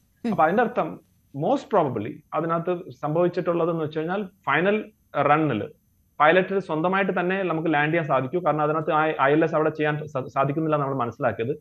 ആ വിസിബിലിറ്റിയിൽ പറ്റിയ ഒരു കാരണം നേരത്തെ രഘു സാർ പറഞ്ഞ പോലെ നല്ല സ്പീഡിലുള്ള ഒരു എയർക്രാഫ്റ്റ് ആണ്. അപ്പം ഡെഫിനറ്റ്ലി ലാൻഡിങ് ചെയ്യുമ്പോൾ അതിനായിട്ടുള്ള സ്പീഡ് കൺട്രോൾ ചെയ്തിട്ട് തന്നെ ആയിരിക്കും ചെയ്യുക. പക്ഷെ എന്നിരുന്നാലും within A matter of seconds അവിടെ ഈ ഗ്രൗണ്ടിൽ നിന്ന് ജഡ്ജ് ചെയ്യാൻ പറ്റുന്ന ചിലപ്പം ചില എറർ സംഭവിച്ചിട്ടുണ്ടാവാം. അങ്ങനെ ആയെങ്കിൽ തീർച്ചയായിട്ടും ഈ ഒരു ആക്സിഡന്റിന് പറ്റും. ഇത് തന്നെയാണ് chief of defence staff general Bipin റാവത്തിന്റെ സമയത്തും ഹെലികോപ്റ്റർ വെല്ലിംഗ്ടണിൽ നടന്നപ്പോഴും അത് സംഭവിച്ചത്. അവിടെയും പൈലറ്റിന് ഗ്രൗണ്ടിന്റെ ആ ഒരു എത്ര ഡിഫറൻസ് ഉണ്ടായിരുന്നു എന്നുള്ളത് ജഡ്ജ് ചെയ്യാൻ പറ്റില്ല എന്നാണ് ഫൈനൽ റിപ്പോർട്ട്സ് വന്നത്. ഇതൊരു ഒരു കോമൺ അല്ലെങ്കിലും ഇതുപോലത്തെ എറർസ് നടക്കാറുണ്ട് പലപ്പോഴും, പ്രത്യേകിച്ച് മിലിറ്ററി എയർക്രാഫ്റ്റിലൊക്കെ ആണെങ്കിൽ ഈ ലാൻഡിങ്ങിന് സമയത്ത് വരുന്നത് ഗ്രൗണ്ട് എത്ര മുകളിലാണോ അല്ലെങ്കിൽ താഴെയാണോ എന്ന് ചിലപ്പം ഒരു ഡിസ്ഓറിയന്റേഷൻ പൈലറ്റ്സിന് പലപ്പോഴും ഉണ്ടാവാറുണ്ട്. അപ്പൊ അങ്ങനെയുള്ള ഒരു കേസ് ആവാം ഇത്. രണ്ടാമതായിട്ട് ഇതിനകത്ത് എന്തെങ്കിലും ടെക്നിക്കൽ ഫോൾട്ട് ഉണ്ടോ? കാരണം ധാരാളം റിപ്പോർട്ട്സ് വരുന്നുണ്ടെന്ന് ATC വിളിച്ചിട്ട് ഒരു ഔട്ട് ഓഫ് കമ്മ്യൂണിക്കേഷൻ കുറച്ച് ടൈമിലേക്ക് ഉണ്ടായിരുന്നു. അതായത് ഈ ക്രാഷ് നടക്കുന്നതിന് മുമ്പ് കുറച്ചൊരു ഔട്ട് ഓഫ് കമ്മ്യൂണിക്കേഷൻ ഉണ്ടായിരുന്നു. അപ്പൊ അതുകൊണ്ട് എന്തെങ്കിലും ടെക്നിക്കൽ ഇഷ്യൂ ഉണ്ടായിട്ടുണ്ടോ എന്ന് നമ്മൾ പരിശോധിക്കുന്നുണ്ട്. ഈ ഒരു പർട്ടിക്കുലർ എയർക്രാഫ്റ്റ് ലിയർജെറ്റ് 45 ഇതിന് മുമ്പും മുംബൈയിൽ 2023 മുംബൈയിൽ വെച്ചിട്ട് അവിടെ കാലാവസ്ഥ മോശമായിരുന്ന സമയത്ത് അവിടെ ഇതുപോലെ ഒരു ആക്സിഡന്റ് നടന്നു. പക്ഷെ അന്ന് അവിടുത്തെ ഈ പാസഞ്ചേഴ്സ് സേഫ് ആയിട്ട് അവർക്ക് ജീവൻ നഷ്ടപ്പെട്ടില്ല, പക്ഷെ അവർക്ക് ആക്സിഡന്റ് പറ്റി എന്നുള്ളത് ഒരു വാസ്തവമാണ്. അപ്പൊ അതിനൊരു ഹിസ്റ്ററി ഉണ്ട് എന്നുള്ളതും ഒരു വഴി. അപ്പൊ ഇതൊക്കെ വെച്ച് നോക്കുമ്പം തീർച്ചയായിട്ടും നമ്മൾ ഡിസ്കസ് ചെയ്യുന്ന സമയത്ത് ഒരു ആക്സിഡന്റ് ആണ്, അതൊരു എന്താ പറഞ്ഞ ഒരു അതിനകത്ത് എന്തെങ്കിലും അൺനാച്ചുറൽ ആയിട്ടുള്ള ഒരു കാര്യം ഇല്ല എന്നുള്ളത് എല്ലാം ക്ലിയർ ആയിട്ടുള്ള കാര്യങ്ങളാണ് വരുന്നത്. ഇതിനകത്ത് പൈലറ്റ്സ് വളരെ എക്സ്പീരിയൻസ് ആയിട്ടുള്ള 16,000 hours ഫ്ലൈ ചെയ്ത ക്യാപ്റ്റൻ സുമിത് കപൂർ, അപ്പൊ അതുപോലെ തന്നെ അതിന്റെ കോ പൈലറ്റ് ആയിട്ടുള്ള ആ ലേഡി, എനിക്ക് ആ ലേഡിയും ഇതുപോലെ തന്നെ എന്താ പേര് പാഠക്, അതെ ശംഭാബി പാഠക് എന്ന് പറഞ്ഞ ആ ലേഡി, അവരെല്ലാം എക്സ്പീരിയൻസ് ആയിട്ടുള്ളതാണ്. അപ്പം അവിടെ ഒരു വേറെ എന്തെങ്കിലും രീതിയിലുള്ള ഒരു കോൺസ്പിറസി സത്യം പറഞ്ഞാൽ ഈ സമയത്ത് നമ്മൾ ഡിസ്കസ് ചെയ്യുന്നത് പോലും ഈ മരിച്ചുപോയവരടുത്ത് പോലും നമ്മൾ ഒരു അനാദരവ് കാണിക്കുന്നു എന്നുള്ള രീതിയിൽ എനിക്ക് തോന്നുന്നു. ശരി, എന്തായാലും കോൺഗ്രസ് ഇപ്പോൾ അന്വേഷണം വേണമെന്ന ആവശ്യം മുന്നോട്ട് വെച്ചിട്ടുണ്ട്. മമതാ ബാനർജി രാജ്യത്തെ രാഷ്ട്രീയ നേതാക്കളുടെ ജീവൻ എന്താണ് വില എന്ന തരത്തിലൊരു സംശയം ഉയർത്തിക്കൊണ്ടുള്ള പ്രതികരണമാണ് ഇതിൽ നടത്തിയിട്ടുള്ളത്. ഞാൻ അതിൽ രണ്ടാം ഘട്ടത്തിൽ താങ്കളിലേക്ക് എത്താം. ശ്രീ രഘുനാഥ് പാലേരി, മറ്റ് അതിഥികളിലേക്ക് പോകുന്നതിന് മുൻപ് ഒരു കാര്യം കൂടി. ഈ 2023 നടന്ന അപകടം ഇവിടെ കേണൽ ഡിന്നി സൂചിപ്പിച്ചുവല്ലോ. ഇതേ വിമാനമാണ് VSR വെഞ്ചേഴ്സിന്റെ ഉടമസ്ഥതയിലുള്ള ലിയർജെറ്റ് വിമാനം. അപകടത്തിൽപ്പെട്ട അന്ന് ഈ മഴയുണ്ടായിരുന്നു. ലാൻഡ് ചെയ്യാൻ ശ്രമിക്കുന്നതിനിടെ റൺവേയിൽ നിന്ന് തെന്നുമാറ്റിയാണ് അപകടമുണ്ടാകുന്നത്. മഴയുണ്ടായിരുന്ന സമയത്താണ്. പക്ഷേ ഈ എയർ സ്ട്രിപ്പ് അല്ല, മുംബൈ വിമാനത്താവളമാണ്. അപ്പോൾ അത്രയും വലിയ വിമാനത്താവളത്തിൽ അന്ന് കാലാവസ്ഥ മോശമായ സമയത്തും അപകടത്തിനുള്ള സാധ്യതയുണ്ടായിരുന്നു. അപ്പോൾ വളരെ അഡ്വാൻസ്ഡ് ആണ് എന്ന് പറയുമ്പോഴും തുടർച്ചയായി അപകടം ഉണ്ടാകുന്നു എന്നതിനെ എങ്ങനെ നോക്കിക്കാണണം? അപ്പോൾ ആ സാധ്യത കൂടി നമ്മൾ കാണേണ്ടതുണ്ടോ ഈ അപകടത്തിലേക്ക് നയിച്ച കാര്യങ്ങളിൽ? എന്നോടാണോ? അതെ അതെ. ഓക്കെ, മഴയുള്ള സമയത്ത് ചെറിയ വിമാനങ്ങൾ, കാരണം വലിയ വിമാനങ്ങൾ കുറച്ചും കൂടെ സ്റ്റേബിൾ ആണ്, കുറച്ചും കൂടെ സേഫ് ആണ്. പക്ഷെ ചെറിയ വിമാനങ്ങൾ മഴയുള്ള സമയത്ത് റൺവേയിൽ നിന്ന് തെന്നി മാറുക എന്ന് പറയുന്നത് അപൂർവമാണെന്നുണ്ടെങ്കിലും അത് സാധ്യത നമുക്ക് ഒരിക്കലും തള്ളിക്കളയാൻ പറ്റില്ല. കാരണം ഈ ഒന്നാമത്തെ കാര്യം എന്ന് പറഞ്ഞു കഴിഞ്ഞാൽ ഇതെല്ലാം കൂടെ വന്ന് ഈ സ്ഥിരമായിട്ട് ലാൻഡിങ് നടക്കുന്ന സമയത്ത് ടയറിന്റെ നല്ലൊരു ഭാഗം റൺവേയിലേക്ക് വന്ന് ഇടിച്ചിറങ്ങുന്ന സമയത്ത് അത് തേഞ്ഞിട്ട്, അത് ബ്രേക്ക് പിടിക്കുന്ന സമയത്തൊക്കെ ആയിട്ട് തേഞ്ഞിട്ട് ഈ റൺവേയിൽ പറ്റിപ്പിടിച്ച് കിടക്കും. അത് ഇടയ്ക്കിടയ്ക്ക് ക്ലീൻ ചെയ്ത് കളയാറുണ്ട്. അപ്പൊ അങ്ങനെ വരുമ്പോഴത്തേനും അവിടെ സ്കിഡ് ചെയ്യാനുള്ള ഒരു പോസിബിലിറ്റി കൂടുതലാണ്. അപ്പൊ ഇവിടെ ചെറിയൊരു ആംഗിളിൽ ഒരു വ്യത്യാസം, ലാൻഡിങ്ങിൽ ചെറിയൊരു ആംഗിളിൽ വ്യത്യാസം വന്നാലോ അല്ലെങ്കിൽ മഴ പെയ്ത് തെന്നി കിടക്കുന്ന സമയത്ത് ഈ ബ്രേക്ക് അപ്ലൈ ചെയ്യുന്ന സമയത്ത് അതിന്റെ കാര്യം എന്ന് പറഞ്ഞു കഴിഞ്ഞാൽ ഇതിന്റെ വിമാനത്തിന്റെ ബ്രേക്കിന്റെ സിസ്റ്റം എന്ന് പറയുന്നത് നമ്മുടെ ഈ കാറിന്റെ ഒക്കെ ABS എന്ന് പറയുന്ന പോലെയുള്ള ഒരു സംവിധാനമാണ്. അതായത് നമ്മൾ ബ്രേക്ക് പെട്ടെന്ന് അപ്ലൈ ചെയ്ത് കഴിഞ്ഞാലും ഈ ബ്രേക്ക് അപ്ലൈ ആവും, പിന്നെ റിലീസ് ആവും, പിന്നെയും അപ്ലൈ ആവും, പിന്നെ റിലീസ് ആവും, ഈ സ്കിഡിങ് ഒഴിവാക്കാൻ വേണ്ടിയിട്ട്. അപ്പൊ ഇത് ഒരേപോലെ 3 വീലിലും സംഭവിക്കണം, ഒരേ സമയത്ത് ഒരേപോലെ 3 വീലിലും സംഭവിക്കണം. ഇതിൽ ചെറിയൊരു മിസ്മാച്ച് വന്നു കഴിഞ്ഞാലും ഇതുപോലെയുള്ള സമയങ്ങളിൽ സാധാരണഗതിയിൽ ഒരു റൺവേയിൽ ലാൻഡ് ചെയ്യുന്ന സമയത്ത് വലിയ കുഴപ്പമില്ല. ഇത് കാരണം ഇത് ചെറിയൊരു ടൈമിങ്ങിൽ ഒരു മിസ്മാച്ച് വന്നാലും വലിയ കുഴപ്പം വരില്ല. പക്ഷേ ഈ മഴയൊക്കെ പെയ്ത് കിടക്കുന്ന സമയത്ത്, തെന്നിക്കിടക്കുന്ന സമയത്ത് ഈ പ്രത്യേകിച്ചും പിന്നെ സ്റ്റാർബോർഡ് സൈഡിലെ പോർട്ട് സൈഡിലെ, അതായത് ലെഫ്റ്റിലെയും റൈറ്റിലെയും വീലുകൾ തമ്മിലുള്ള ആ ഒരു കോർഡിനേഷൻ ചെറിയൊരു മിസ്മാച്ച് വന്നാലും ഇങ്ങനെ ഒരു പോസിബിലിറ്റി ഉണ്ട്. അപ്പൊ അത് നമുക്ക് ഒരു വലിയൊരു, അതും 2023 അതിനുശേഷം ഇവർ എത്രയോ പ്രാവശ്യം ഫ്ലൈ ചെയ്തിട്ടുണ്ടാവും. അതിനെ നമുക്ക് ഇതുമായിട്ട് കണക്ട് ചെയ്തിട്ട് ഇത് സ്ഥിരമായിട്ടുള്ള ഒരു ഹാബിച്വൽ പ്രോബ്ലം ആണെന്ന് പറയുന്നതിനോട് എനിക്ക് അത്ര വലിയ യോജിപ്പില്ല. പിന്നെ ഡിന്നി സാറ് പറഞ്ഞ പോലെ തന്നെ ഇതിന്റെ കൃത്യമായിട്ടുള്ള ഓൾട്ടിറ്റ്യൂഡ് എത്രയായിരുന്നു, ഫ്ലൈറ്റ് ഡാറ്റ റെക്കോർഡർ നമുക്ക് കിട്ടണം, അതിന്റെ ബ്ലാക്ക് ബോക്സ് കിട്ടണം. രണ്ടാമത് കിട്ടുന്നത് കോക്പിറ്റ് വോയിസ് റെക്കോർഡർ കിട്ടും. അപ്പൊ ഇത് കിട്ടിക്കഴിഞ്ഞാൽ ഇവർ തമ്മിലുള്ള കമ്മ്യൂണിക്കേഷൻ, ഒരു എക്സാമ്പിൾ പറഞ്ഞു കഴിഞ്ഞാൽ ഈ ഇങ്ങനെയുള്ള ഡിഫിക്കൽട്ട് സിറ്റുവേഷനിൽ ലാൻഡ് ചെയ്യുന്ന സമയത്ത് ഒരു പൈലറ്റ് ആയിരിക്കും ലാൻഡിങ്ങിൽ ഫോക്കസ് ചെയ്യുന്നത്, രണ്ടുപേരിൽ ഒരാൾ. മറ്റേ ആള് ഇതിന്റെ ഫ്ലൈയിങ് പാരാമീറ്റേഴ്സ് എല്ലാം നോക്കുന്ന കൂട്ടത്തിലായിരിക്കും. അപ്പൊ ഇവർ തമ്മിലുള്ള കമ്മ്യൂണിക്കേഷൻ നോക്കിക്കഴിഞ്ഞാൽ ഇത് ഇപ്പോൾ ഓൾട്ടിറ്റ്യൂഡ് തീരെ കുറവായിരുന്നു അല്ലെങ്കിൽ സ്പീഡ് കുറവായിരുന്നു എന്നുള്ള കാര്യങ്ങളൊക്കെ ഇതിൽ കിട്ടാനായിട്ട് സാധിക്കും. മറ്റേ കേസിൽ തെന്നി മാറിയെന്ന് പറഞ്ഞു കഴിഞ്ഞാൽ ഇങ്ങനെയുള്ള ഒരു ചെറിയൊരു ടെക്നിക്കൽ എററിന്റെ പോസിബിലിറ്റി ഉണ്ട്. അതല്ലാന്നുണ്ടെങ്കിൽ റൺവേയിൽ അങ്ങനെ ഒരു സിറ്റുവേഷനിൽ, കാരണം ഇതുപോലെ തന്നെ ചില വിമാനങ്ങളൊക്കെ എന്ന് പറഞ്ഞു കഴിഞ്ഞാൽ അതിന്റെ ഓയിലും ഒക്കെ ലീക്കായിട്ട് അതെല്ലാം റൺവേയിൽ കിടക്കുന്ന പ്രശ്നങ്ങളൊക്കെ ഉണ്ട്. അപ്പൊ അങ്ങനെയൊക്കെ വരുമ്പോഴത്തേനും പിന്നെ ടയറിന്റെ ലൈഫ് തീരാറായി കഴിയുമ്പോഴത്തേനും ഒരു സർട്ടൻ ടൈം ആയി കഴിഞ്ഞാൽ ടയർ മാറ്റണം. അപ്പൊ ലാസ്റ്റ് സ്റ്റേജിലൊക്കെ ആണെന്നുണ്ടെങ്കിൽ സ്കിഡിങ്ങിന്റെ പോസിബിലിറ്റി കുറച്ച് കൂടുതലാണ്. അപ്പം അതൊരു ഹാബിച്വേറ്റഡ് ഒരു എന്താ പറയാ ഒരു ആക്സിഡന്റ് പ്രോൺ കമ്പനിയാണെന്നോ അല്ലെങ്കിൽ എന്ന് നമുക്ക് അങ്ങനെ, കാരണം മെയിൻ്റനൻസ് ഇഷ്യൂ അല്ല ഇത്, രണ്ടിലും വന്നിരിക്കുന്നത് മെയിൻ്റനൻസ് ഇഷ്യൂ ആണെന്നുള്ള സാധ്യതകൾ നമ്മൾ കാണുന്നില്ല. പിന്നെ വേറൊരു കാര്യം കൂടെ ഞാനൊന്ന് പറഞ്ഞോട്ടെ. സാധാരണഗതിയിൽ ഏതൊരു ഫ്ലൈറ്റിലും ഏറ്റവും ക്രൂഷ്യൽ ആയിട്ടുള്ളത് ഈ ഫ്ലൈറ്റിന്റെ 11 മിനിറ്റ് ആണ്.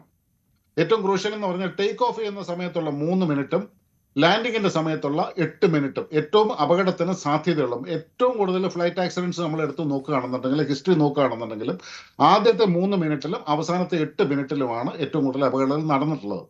ലാൻഡിംഗ് എന്ന് പറയുന്നത് അത്രയും, ടേക്ക് ഓഫ് എന്ന് പറയുന്നത് അത്ര ഡിഫിക്കൽട്ട് ആയിട്ടുള്ള ഒരു സംഭവമല്ല. പക്ഷെ ലാൻഡിംഗ് എന്ന് പറഞ്ഞു കഴിഞ്ഞാൽ അത്രയും ഡിഫിക്കൽട്ട് ആയിട്ടുള്ള, കൃത്യമായിട്ട് ഇത്രയും ഹൈ സ്പീഡിൽ വരുന്ന ഒരു വിമാനം കൃത്യമായിട്ട് അലൈൻ ചെയ്ത് അതിന്റെ ഡയറക്ഷൻ കറക്റ്റ് ആയിരിക്കണം, ഓൾട്ടിറ്റ്യൂഡ് കറക്റ്റ് ആയിരിക്കണം, ആംഗിൾ ഓഫ് അപ്രോച്ച് കറക്റ്റ് ആയിരിക്കണം. ഇതെല്ലാം കറക്റ്റ് ആയിട്ട് വന്നില്ല എന്നുണ്ടെങ്കിൽ മിസ്ഹാപ്പ് ഉണ്ടാക്കാനുള്ള സാധ്യതയുണ്ട്. ഈ പറഞ്ഞ പോലെ പൈലറ്റ്സ് എറർ, പിന്നെ ILS ഒന്നും ഇല്ലാത്ത സ്ഥലത്താണെങ്കിൽ പൈലറ്റിന്റെ എറർ ഒക്കെ കൊണ്ട് സംഭവിക്കും. അപ്പം പറന്നുയരാൻ ശ്രമിക്കുമ്പോഴാണ് കഴിഞ്ഞ വർഷം ജൂണിൽ അഹമ്മദാബാദിൽ വലിയ ഒരു ദുരന്തമുണ്ടാകുന്നതും വിജയ് രൂപാണിയുടെ മരണത്തിൽ അത് കലാശിക്കുന്നതും അതുൾപ്പെടെ ആദ്യത്തെ 3 മിനിറ്റിലാണ്. അതെ, എന്തായാലും വിമാന ദുരന്തങ്ങൾ ആവർത്തിക്കപ്പെടുന്നു. പ്രമുഖരായ രാഷ്ട്രീയ പാർട്ടി നേതാക്കളെ തന്നെ നഷ്ടപ്പെട്ടതിൻ്റെ നിരവധി സംഭവങ്ങൾ നമ്മുടെ മുന്നിൽ ഉണ്ടാകുന്നു. ആ ഘട്ടത്തിലാണ് ഇപ്പോൾ ചില ദുരൂഹതകൾ കൂടി ഈ വിഷയവുമായി ബന്ധപ്പെട്ട് ആരോപണങ്ങളായി ഉയരുന്നത്. ഞാൻ താങ്കളിലേക്ക് തിരിച്ചെത്താം. ശ്രീ CB സത്യൻ, മഹാരാഷ്ട്രയെ സംബന്ധിച്ച്, മഹാരാഷ്ട്ര രാഷ്ട്രീയത്തെ സംബന്ധിച്ച് വളരെ നിർണായകമായ പ്രാധാന്യമുള്ള ഒരു വ്യക്തിയാണ് ദാദ എന്ന പേരിൽ അറിയപ്പെടുന്ന അജിത് പവാർ. വളരെ ദാരുണമായ അന്ത്യം അദ്ദേഹത്തിന് സംഭവിച്ചിരിക്കുന്ന ഒരു സാഹചര്യമാണ്. അതിൽ ചില ദുരൂഹതകൾ ഉയരുമ്പോൾ NCPയെ പിളർത്തി മഹായുതിയെ അധികാരത്തിൽ ഏറ്റിയ അജിത് പവാർ ആ ബന്ധം ഉപേക്ഷിച്ച് NCPക്കൊപ്പം നിൽക്കാൻ ശ്രമിക്കുന്ന ഘട്ടത്തിലാണ് ഇത് സംഭവിച്ചിരിക്കുന്നത് എന്നതാണ് ഈ ആരോപണങ്ങൾ ഉയർത്തുന്നവർ ചൂണ്ടിക്കാട്ടുന്ന ഏറ്റവും പ്രധാനപ്പെട്ട ഘടകം. കഴിഞ്ഞ തദ്ദേശ തെരഞ്ഞെടുപ്പിന്റെ ആദ്യഘട്ടം നടക്കുമ്പോൾ അത്തരത്തിൽ ചില യോജിപ്പുകൾ NCPകൾക്കിടയിൽ ഉണ്ടായിരുന്നു. അത് വിപുലീകരിക്കാനുള്ള ചർച്ചകൾ നടന്നു വരവേ ഈ സംഭവം ഉണ്ടായിരിക്കുന്നു എന്നതാണ് സംശയം ജനിപ്പിക്കുന്നത്. എന്താണ് താങ്കൾക്ക് അത് സംബന്ധിച്ച് മനസ്സിലാക്കാൻ കഴിഞ്ഞിട്ടുള്ള കാര്യങ്ങൾ? NCP ഒരു യോജിപ്പിന്റെ വക്കിലായിരുന്നോ? അത്തരത്തിലുള്ള രാഷ്ട്രീയ നീക്കങ്ങൾ ചടുലമായി നടക്കുന്ന ഘട്ടത്തിലാണോ ഈ അപകടം സംഭവിച്ചിരിക്കുന്നത്? ഈ നിമിഷം ഇതൊക്കെ കോൺസ്പിറസി തിയറീസ് മാത്രമാണ്. എനിക്ക് അതിനകത്ത് വലിയ സാങ്കത്യമുള്ളതായി തോന്നുന്നില്ല. കാരണം നമ്മൾ ഇന്ത്യയുടെ ചരിത്രം തന്നെ പരിശോധിച്ചു കഴിഞ്ഞാൽ നിരവധി രാഷ്ട്രീയ നേതാക്കന്മാർ ഇതുപോലെ വിമാനാപകടത്തിലും വാഹനാപകടങ്ങളിലും ദുരൂഹമായി കൊല്ലപ്പെട്ടിട്ടുണ്ട്, അല്ലാതെയും കൊല്ലപ്പെട്ടിട്ടുണ്ട്. ഉദാഹരണമായി സഞ്ജയ് ഗാന്ധിയിൽ നിന്ന് തന്നെ നമുക്ക് തുടങ്ങാം. സഞ്ജയ് ഗാന്ധിയുടെ മരണം, അതിനു മുമ്പ് താഷ്കന്റിൽ വെച്ചിട്ട് ലാൽ ബഹാദൂർ ശാസ്ത്രിയുടെ മരണം, അതിനുശേഷം മാധവറാവു സിന്ധ്യ, രാജശേഖര റെഡ്ഡി, രാജേഷ് പൈലറ്റ് തുടങ്ങിയ കോൺഗ്രസിലെ പ്രമുഖരായ നേതാക്കന്മാർ, അതിനുശേഷം പ്രമോദ് മഹാജൻ വെടിയേറ്റ് മരിച്ചത്, ഗോപിനാഥ് മുണ്ടെ വാഹനാപകടത്തിൽ മരിച്ചത്, ഇപ്പോൾ അജിത് പവാറിന്റെ മരണം, അങ്ങനെ നിരവധി വിജയ് രൂപാണിയുടെ മരണം. വിജയ് രൂപാണിയുടെ എയർ ഇന്ത്യ ആക്സിഡന്റിനെ സംബന്ധിച്ചിടത്തോളം എന്തെല്ലാം കോൺസ്പിറസി തിയറിയാണ് വന്നത്. ഇത്രയും മനുഷ്യരെ, ഈ അദ്ദേഹത്തിനെ കൊലപ്പെടുത്താൻ വേണ്ടി ഇത്രയും ആൾക്കാർ കൊലപ്പെടുത്തുകയായിരുന്നു എന്ന് തുടങ്ങിയിട്ടുള്ള ആരോപണങ്ങളൊക്കെ വന്നിട്ടുണ്ട്. ഇതെല്ലാം കോൺസ്പിറസി തിയറീസ് മാത്രമാണ്. അത് തെളിയിക്കുന്നത് വരെ ഇതിനെല്ലാം അന്വേഷണം നടക്കണം, കൃത്യമായിട്ട് അന്വേഷണം നടക്കണം. കാരണം ശ്രീസന്റെ ഭാര്യ സംശയത്തിന് അതീതയായിരിക്കണം എന്ന കാര്യത്തിൽ സംശയമൊന്നുമില്ല. അപ്പൊ കൃത്യമായിട്ട് അന്വേഷണം നടക്കുകയും കൃത്യമായി ഫാക്ട് പുറത്തു വരികയും വേണം. പക്ഷെ അങ്ങനെ ഏതെങ്കിലും ഫാക്ടിൽ, അങ്ങനെ പുറത്തു വരുന്ന ഏതെങ്കിലും റിപ്പോർട്ടുകളിൽ ഇത്തരം ഒരു സാധ്യത ചൂണ്ടിക്കാണിക്കുന്നത് വരേക്കും ഇത് കോൺസ്പിറസി തിയറികൾ മാത്രമായി ഒതുങ്ങും. പിന്നെ രണ്ടാമത്തെ കേസ് എന്ന് പറയുന്നത്, നിലവിൽ ഈ കോൺസ്പിറസി തിയറിയെ സാധൂകരിക്കുന്ന ഒരു വലിയ സംവിധാനമൊന്നും നിലവിലില്ല. കാരണം ഈ രണ്ട് NCPകൾ തമ്മിൽ അടുക്കുന്നു എന്നുള്ളത് വാസ്തവമാണ്. പക്ഷെ അതിനകത്ത് ഇപ്പോൾ നിലവിൽ വലിയ NCP അജിത് പവാറിനൊപ്പമാണ്. കാരണം ഈ കഴിഞ്ഞ ലോക്കൽ ബോഡി ഇലക്ഷൻ ആയാലും അത് ചുറ്റുമുള്ള ആ ഒരു കാലഘട്ടത്തിലായാലും ഈ പറഞ്ഞതുപോലെ ശരത് പവാറിന്റെ NCP ഏതാണ്ട് പൂർണ്ണമായി ഒതുക്കപ്പെടുകയും അജിത് പവാറിന്റെ NCP ശക്തി പ്രാപിക്കുകയും ചെയ്യുന്ന ഒരു ഘട്ടം എത്തിയിരുന്നു. ഈ സമയത്ത് എന്ന് മാത്രവുമല്ല, നിലവിൽ മഹാരാഷ്ട്ര സർക്കാരിന്റെ അടുത്ത് നോക്കിക്കഴിഞ്ഞാൽ 2 ഉപമുഖ്യമന്ത്രിമാരെ വെച്ചിട്ടാണ് ദേവേന്ദ്ര ഫഡ്നാവിസ് ഭരിക്കുന്നത്, BJP ഭരിക്കുന്നത്. അപ്പോൾ ഒരെണ്ണം ശിവസേനയുടെ പിളർന്നു വന്ന ഘടകവും മറ്റേത് NCPയുടെ പിളർന്നു വന്ന ഘടകവും. അപ്പൊ ഇവരെ രണ്ടുപേരെയും പരസ്പരം ചെക്ക് വെക്കാനാണ് സത്യത്തിൽ BJP ഉപയോഗിക്കുന്നത്. കാരണം ഇതില് ഏതെങ്കിലും ഒരാൾ വിട്ടുപോകുന്ന ഒരു സാഹചര്യം വന്നു കഴിഞ്ഞാൽ മറ്റേ ടീമിനെയും കുറച്ച് സ്വതന്ത്രരെയും വെച്ചിട്ട് അവർക്ക് പിടിച്ചു നിൽക്കാൻ കഴിയും എന്നുള്ള ഒരു വളരെ കൃത്യമായ ഒരു ആശയത്തിന്റെ അടിസ്ഥാനത്തിലാണ് അവർ മുന്നോട്ട് പോകുന്നത്. കാരണം അതിന് അജിത് പവാർ അവർക്കൊപ്പം ഉണ്ടാകുന്നത് തന്നെയാണ് നല്ലത്. കാരണം അജിത് പവാറിന്റെ അസാന്നിധ്യത്തിൽ ഒരുപക്ഷെ ഈ NCPയുടെ കൺട്രോൾ വീണ്ടും ശരത് പവാറിന്റെ കയ്യിൽ എത്തുകയാണെങ്കിൽ BJPക്ക് കൂടുതൽ ഭയക്കേണ്ടി വരിക ശരത് പവാറിനെ തന്നെ ആയിരിക്കും. കാരണം അജിത് പവാറിനേക്കാൾ പൊളിറ്റിക്കൽ ബുദ്ധിയിൽ ഈ പറഞ്ഞ പോലെ തന്ത്രങ്ങളിലും കുതന്ത്രങ്ങളിലും ഒക്കെ പവാർ എത്രയോ മുകളിലാണ്.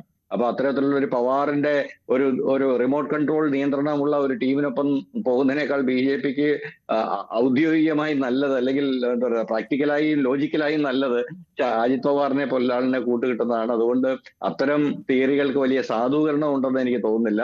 അത് നേരത്തെ പറഞ്ഞതുപോലെ തെളിയിക്കപ്പെടുന്നവരെ കോൺസ്പിറസി തിയറി തന്നെയാണ്. അന്വേഷണങ്ങൾ നടക്കട്ടെ, അന്വേഷണങ്ങൾ നടത്തിയിട്ട് കൃത്യമായിട്ട് അത്തരം ഒരു ആംഗിൾ ഉണ്ടെങ്കിൽ അവർ കണ്ടെത്തട്ടെ, അത് വേറെ കാര്യം. പക്ഷെ നിലവിൽ ഈ പറഞ്ഞതുപോലെ മഹാരാഷ്ട്ര രാഷ്ട്രീയത്തിലെ ഒരു അതികായനാണ് നഷ്ടപ്പെട്ടിരിക്കുന്നത്.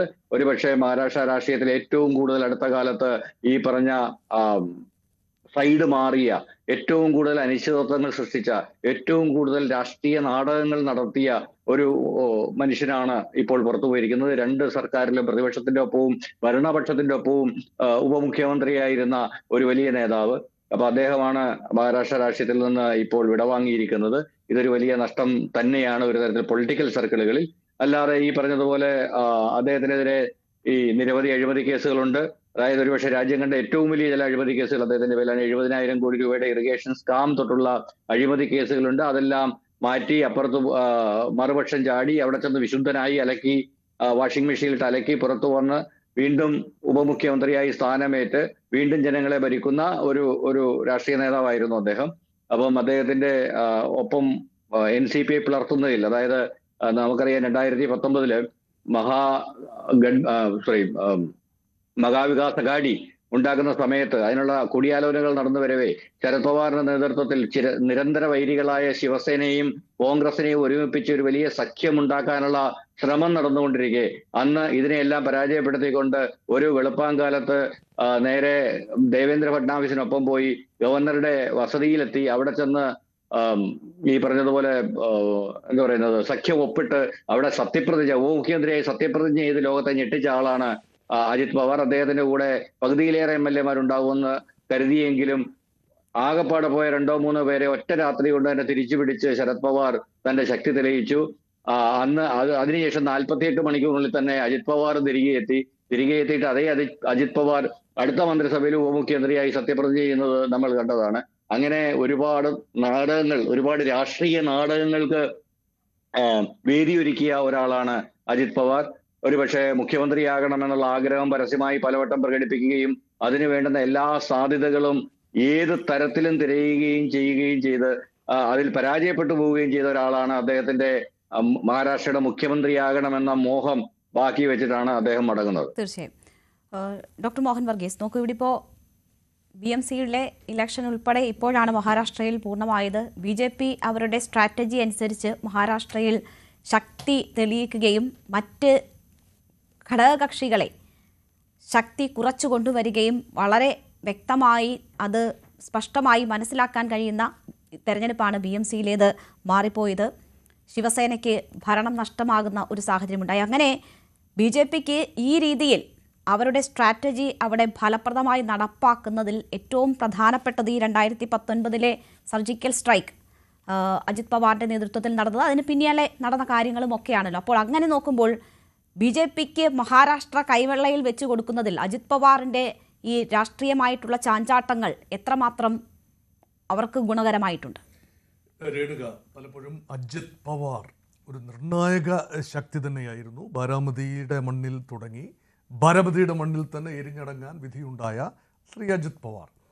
അദ്ദേഹം ജീവിതം തന്നെ ഒരു ആഘോഷമാക്കി. അധികാരം, പണം, സ്വാധീനം എന്ന് വേണ്ട എല്ലാം തന്നെ മഹാരാഷ്ട്ര രാഷ്ട്രീയത്തിലെ കിങ് പിൻ എന്ന് പോലും പറയാവുന്ന രീതിയിൽ തൻ്റെ പിതൃ സഹോദരനായ ശരത് പവാറിനെ കടത്തിവെട്ടുന്ന തന്ത്രങ്ങളുമായി മുന്നേറിയ അജിത് പവാർ. നോക്കൂ, മഹാരാഷ്ട്ര രാഷ്ട്രീയം എക്കാലത്തും സങ്കീർണമാണ്. ഒരു കാലത്ത് കോൺഗ്രസിൻ്റെ തട്ടകമായിരുന്നു ദക്ഷിണ ഇന്ത്യയിലെ ഏറ്റവും പ്രധാനപ്പെട്ട സംസ്ഥാനമായ, പടിഞ്ഞാറൻ ഇന്ത്യയിലെ പ്രധാന സംസ്ഥാനമായ മഹാരാഷ്ട്ര. പിന്നീട് BJP ഒരു ചെറിയ പ്ലെയറായി തുടങ്ങുകയാണ്. 1980 BJP രൂപീകരണ കാലത്തെ വളരെ ചെറിയൊരു പ്ലെയറാണ്. അവിടുത്തെ പ്രധാനപ്പെട്ട കോൺഗ്രസ് ഇതര ശക്തി ശിവസേനയായിരുന്നു. താക്കറെയുടെ ശിവസേന, അത് അന്ന് അവിഭക്ത ശിവസേനയാണ്. അത് മുംബൈ മേഖല, താനെ മേഖല, മറ്റ് മേഖലകളിലൊക്കെ തന്നെ വലിയ സ്വാധീനമുള്ള ഒരു പാർട്ടി എന്ന നിലയിൽ ആ ശിവസേനയുടെ ജൂനിയർ പാർട്ട്ണറായി തുടങ്ങിയാണ് BJP വൻ ശക്തിയായത്. എന്നാൽ കോൺഗ്രസിൽ പലപ്പോഴും ഇണങ്ങിയും പിണങ്ങിയും നിന്ന ശരത് പവാർ കോൺഗ്രസിനെ സംബന്ധിച്ചിടത്തോളം മഹാരാഷ്ട്ര രാഷ്ട്രീയത്തിലെ അജയനായിരുന്നു, അനിവാര്യനായിരുന്നു. ഒരു പക്ഷേ ഇന്ത്യയുടെ പ്രധാനമന്ത്രി പദത്തിൽ പോലും എത്തി നിൽക്കാൻ കഴിവുള്ള ഒരു രാഷ്ട്രീയ ചാണക്യൻ തന്നെയായിരുന്നു ശരത് പവാർ. ഇനി നോക്കൂ, അജിത് പവാറിനെ കൊണ്ടുവന്നത് ശരത് പവാറാണ്. ഒരു ചെറിയ തുടക്കം പഞ്ചസാര മില്ലിലെ ഒരു കോർഡിനേറ്റർഷിപ്പിൽ തുടങ്ങി 91 ലോക്സഭാ തെരഞ്ഞെടുപ്പിൽ ജയിച്ചു വരുന്നു. ഉടനെ തന്നെ രാജിവെച്ച് ശരത് പവാറിനെ വഴിയൊരുക്കിക്കൊണ്ട് നിരന്തരമായി പിന്നീട് നിയമസഭാ തെരഞ്ഞെടുപ്പിൽ 8 പ്രാവശ്യം തുടർച്ചയായി ജയിച്ചു വരുന്നു. അതിൽ 5 പ്രാവശ്യം ക്യാബിനറ്റ് മന്ത്രിയാകുന്നു, 6 പ്രാവശ്യം ഉപമുഖ്യമന്ത്രിയായിരുന്നു. അപ്പോൾ എങ്ങനെ നോക്കിയാലും അധികാര കസേരയിൽ അനിതര സാധാരണമായ മെയ്വഴക്കത്തോടുകൂടി നിന്ന് പിഴയ്ക്കാൻ സാധിച്ചത് മഹാരാഷ്ട്രയുടെ റൂറൽ കോപ്പറേറ്റീവ്സിൻ്റെ മനസ്സറിയാവുന്ന, കളമറിഞ്ഞ് കളിക്കാൻ അറിയാവുന്ന തന്ത്രശാലിയായ ഒരു നേതാവ് എന്ന നിലയിലാണ്. എന്തുകൊണ്ട് BJPക്കും മഹായുതി സഖ്യത്തിനും അജിത് പവാർ ഇപ്പോൾ അനിവാര്യനാണ് എന്ന് പറഞ്ഞാൽ, യഥാർത്ഥത്തിൽ BJP കോപ്പറേറ്റ് ചെയ്യാൻ കഴിയാത്ത ചില മേഖലകളുണ്ട് മഹാരാഷ്ട്രയിൽ. അവിടെ എന്ത് തരത്തിലുമുള്ള ഓപ്പറേഷൻസിന് മുന്നിട്ട് നിൽക്കാൻ കഴിയുന്ന ഒരു ശക്തി ആവശ്യമുണ്ട്. Sharad Pawar is too big a fish to catch. അതുകൊണ്ട് അജിത് പവാറിനെ ഉപയോഗിച്ചുകൊണ്ട് തന്നെ ആ ബാരാമതി മേഖലയിലും മധ്യ മഹാരാഷ്ട്രയിലും വെസ്റ്റേൺ മഹാരാഷ്ട്രയിലും ഒക്കെയുള്ള സ്വാധീന മേഖലയെ ഒരുമിച്ച് നിർത്താനുള്ള കഴിവ്. അത് മാത്രമല്ല വളരെ ഫ്ലെക്സിബിളാണ്. പ്രായോഗിക രാഷ്ട്രീയത്തിൻ്റെ ആചാര്യനെന്ന് വേണമെങ്കിലും പറയാം. അങ്ങനെ ഒരു മുഖമാണ് ഇവിടെ നഷ്ടപ്പെട്ടിരിക്കുന്നത്. നോക്കൂ, ഒരു മരണം പലപ്പോഴും ഒരു സംസ്ഥാന രാഷ്ട്രീയത്തിൽ ഉണ്ടാക്കാൻ സാധ്യതയുള്ള അതിഭയങ്കരമായ മറിച്ചിലുകൾ അല്ലെങ്കിൽ മാറ്റങ്ങൾ അത് പലപ്പോഴും നമ്മൾ കണ്ടതാണ്. നമ്മൾ ആന്ധ്ര രാഷ്ട്രീയത്തിൽ അത് കണ്ടതാണ്. YS രാജശേഖർ റെഡ്ഡി എന്ന ആന്ധ്രയുടെ 2 ടേം ചീഫ് മിനിസ്റ്റർ, അതികായനായ കോൺഗ്രസ് നേതാവ്, അദ്ദേഹം അപകടത്തിൽ മരിച്ചു കഴിഞ്ഞപ്പോൾ മകൻ YSR കോൺഗ്രസ് രൂപീകരിച്ച് കോൺഗ്രസിൽ നിന്ന് മാറി നിൽക്കേണ്ടി വരുന്നു ജഗൻമോഹൻ റെഡ്ഡിക്ക്. പിന്നീട് ആന്ധ്രാപ്രദേശിൽ, അവിഭക്ത ആന്ധ്രാപ്രദേശിൽ ഇപ്പോൾ തെലങ്കാനയിൽ ഭരണം കിട്ടിയത് ഒഴിച്ചാൽ തൊട്ട് നോക്കിയാൽ പൊടി പോലും കാണാനില്ല ആന്ധ്രാപ്രദേശിൽ. അതുകൊണ്ട് ഒരു നേതാവിൻ്റെ മരണം സൃഷ്ടിക്കുന്ന ശൂന്യത. അതുമാത്രമല്ല, ദേശീയ രാഷ്ട്രീയം തന്നെ മറിയാനുള്ള ഒരു കാരണം ലാൽ ബഹദൂർ ശാസ്ത്രിയുടെ മരണമാണ്. ലാൽ ബഹദൂർ ശാസ്ത്രി താഷ്കന്റ് വിമാനാപകടത്തിൽ മരിക്കുന്നു. ഇന്ദിരാഗാന്ധി ഒരു രാഷ്ട്രീയ നഭോമണ്ഡലത്തിൽ ഉദിച്ചുയരുന്ന താരമായി ആകസ്മികമായി എത്തിപ്പെടുകയാണ്. പിന്നീട് ഇന്ദിരാഗാന്ധി യുഗമായിരുന്നു 60കളുടെ അവസാനവും 70കളും 80കളുടെ പകുതി വരെയും. ആ ഒരു കാലഘട്ടത്തിൽ കോൺഗ്രസ് പാർട്ടിയും ഇന്ത്യയുടെ ഭാഗതയും നിർണ്ണയിക്കാൻ ഗാന്ധി നെഹ്റു ഫാമിലിക്ക് കഴിഞ്ഞത് ആ ഒരു അപകടമാണ്. സഞ്ജയ് ഗാന്ധി 80ൽ മരിക്കുന്നു. സഫ്ദർജംഗ് എയർപോർട്ടിൽ നിന്നും പറന്നു വരുന്ന അദ്ദേഹം തന്നെ പടർത്തിയ വിമാനം താഴെ വീഴുന്നു.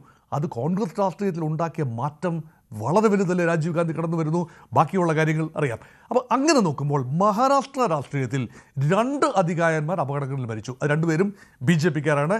ഗോപിനാഥ് മുണ്ടയും അദ്ദേഹത്തിൻ്റെ അളിയൻ കൂടിയായ പ്രമോദ് മഹാജനും ഒരുപക്ഷെ ഇന്ത്യയുടെ പ്രധാനമന്ത്രി പദത്തിൽ പോലും എത്താൻ തക്ക വലിപ്പമുണ്ടായിരുന്ന തന്ത്രശാലിയായ നേതാവായിരുന്നു പ്രമോദ് മഹാജൻ. അപ്പം അങ്ങനെ മഹാരാഷ്ട്ര രാഷ്ട്രീയത്തിലും BJP ഇപ്പോൾ വൈകിയാണ് BJPക്ക് അധികാരത്തിലെത്താൻ കഴിഞ്ഞത്. മഹാജൻ ഉണ്ടായിരുന്നെങ്കിൽ കുറച്ചുകൂടി സമൃദ്ധമായ നീക്കങ്ങൾ നടത്താൻ കഴിയുമായിരുന്നു. ഫഡ്നാവിസ് യോഗത്തിന് മുമ്പ് ജീവിച്ച ഒരാളാണെന്ന നിലയിൽ.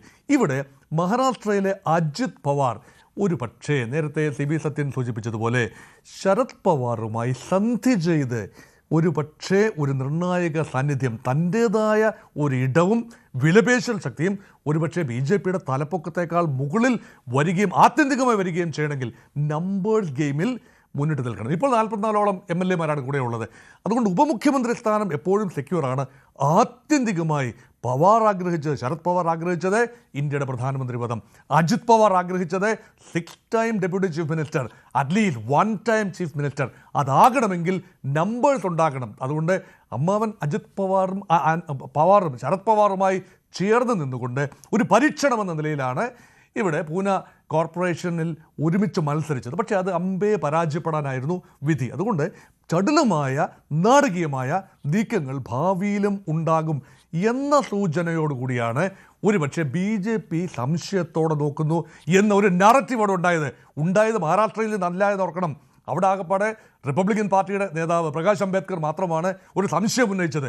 പക്ഷേ ഇത് കടന്നു വരുന്നത് തെരഞ്ഞെടുപ്പിലേക്ക് പോകാനുള്ള ബംഗാൾ സംസ്ഥാനത്തിൻ്റെ മുഖ്യമന്ത്രി, പശ്ചിമ ബംഗാളിൻ്റെ മുഖ്യമന്ത്രി മമതാ ബാനർജിയാണ് കോൺസ്പിറസി തിയറി എന്ന ഭൂതത്തെ കുടത്തിൽ നിന്നും തുറന്നു വിട്ടത്. നോക്കൂ, ഇവിടെ BJP ഏതോ രീതിയിൽ പവാറിനെ സംശയിക്കുന്നു, അജിത് പവാറിനെ സംശയിക്കുന്നു എങ്കിൽ അദ്ദേഹത്തെ ഫിനിഷ് ചെയ്യാൻ ഏതെങ്കിലും തന്ത്രം ഉപയോഗിച്ചിട്ടുണ്ടാകുമോ എന്ന പ്രതീതി ജനിപ്പിക്കുന്ന പരാമർശങ്ങളാണ് ഒരുപക്ഷെ വന്നത്. ഇപ്പോൾ ഒരാൾ മരിച്ചു എന്ന് പറയുമ്പോൾ സ്വാഭാവികമായി, പ്രത്യേകിച്ച് അപകടത്തിലാകുമ്പോൾ സ്വാഭാവികമായി ഉയർന്നു വരുന്ന ഒട്ടനവധി ഊഹാപോഹങ്ങളുണ്ടാകും, ദുരൂഹതകൾ ആരോപിക്കപ്പെടും. അങ്ങനെ ഉണ്ടായ ഒരു കോൺസ്പിറസി തിയറി എന്നതിനുപരിയായി യാതൊരു സൂചനയും കിട്ടുന്നില്ല. പരമാവധി സൂചന എന്ന് പറയുന്നത് ഒരു 3 സ്ഫോടനങ്ങൾ നടന്നു, വിമാനം താഴേക്ക് മൂക്ക് കുത്തുമ്പോൾ ഒരു 3 സ്ഫോടനങ്ങൾ നടന്നു എന്ന് ദൃക്സാക്ഷികൾ പറയുന്നു. ഇതൊന്നും ഒരു സൂചനയായി എടുക്കാനാവില്ല. ഇവിടെ ഏവിയേഷൻ എക്സ്പേർട്ട് ഇവിടെ ഇരിപ്പുണ്ട്. ഈ പാനലിൽ സമ്പുഷ്ടമായ ഒരു പാനലാണിത്. അപ്പം ആ പാനലൊന്നും ഒരിക്കലും പറയാനാവില്ല ഈ കോൺസ്പിറസി തിയറി എന്നത് കാര്യമായി പരിഗണന അർഹിക്കുന്നു എന്ന് പോലും പറയാനാവില്ല. പക്ഷേ മഹാരാഷ്ട്ര രാഷ്ട്രീയം ഒരുപക്ഷെ മറ്റൊരു ദിശയിലേക്ക് നീങ്ങും.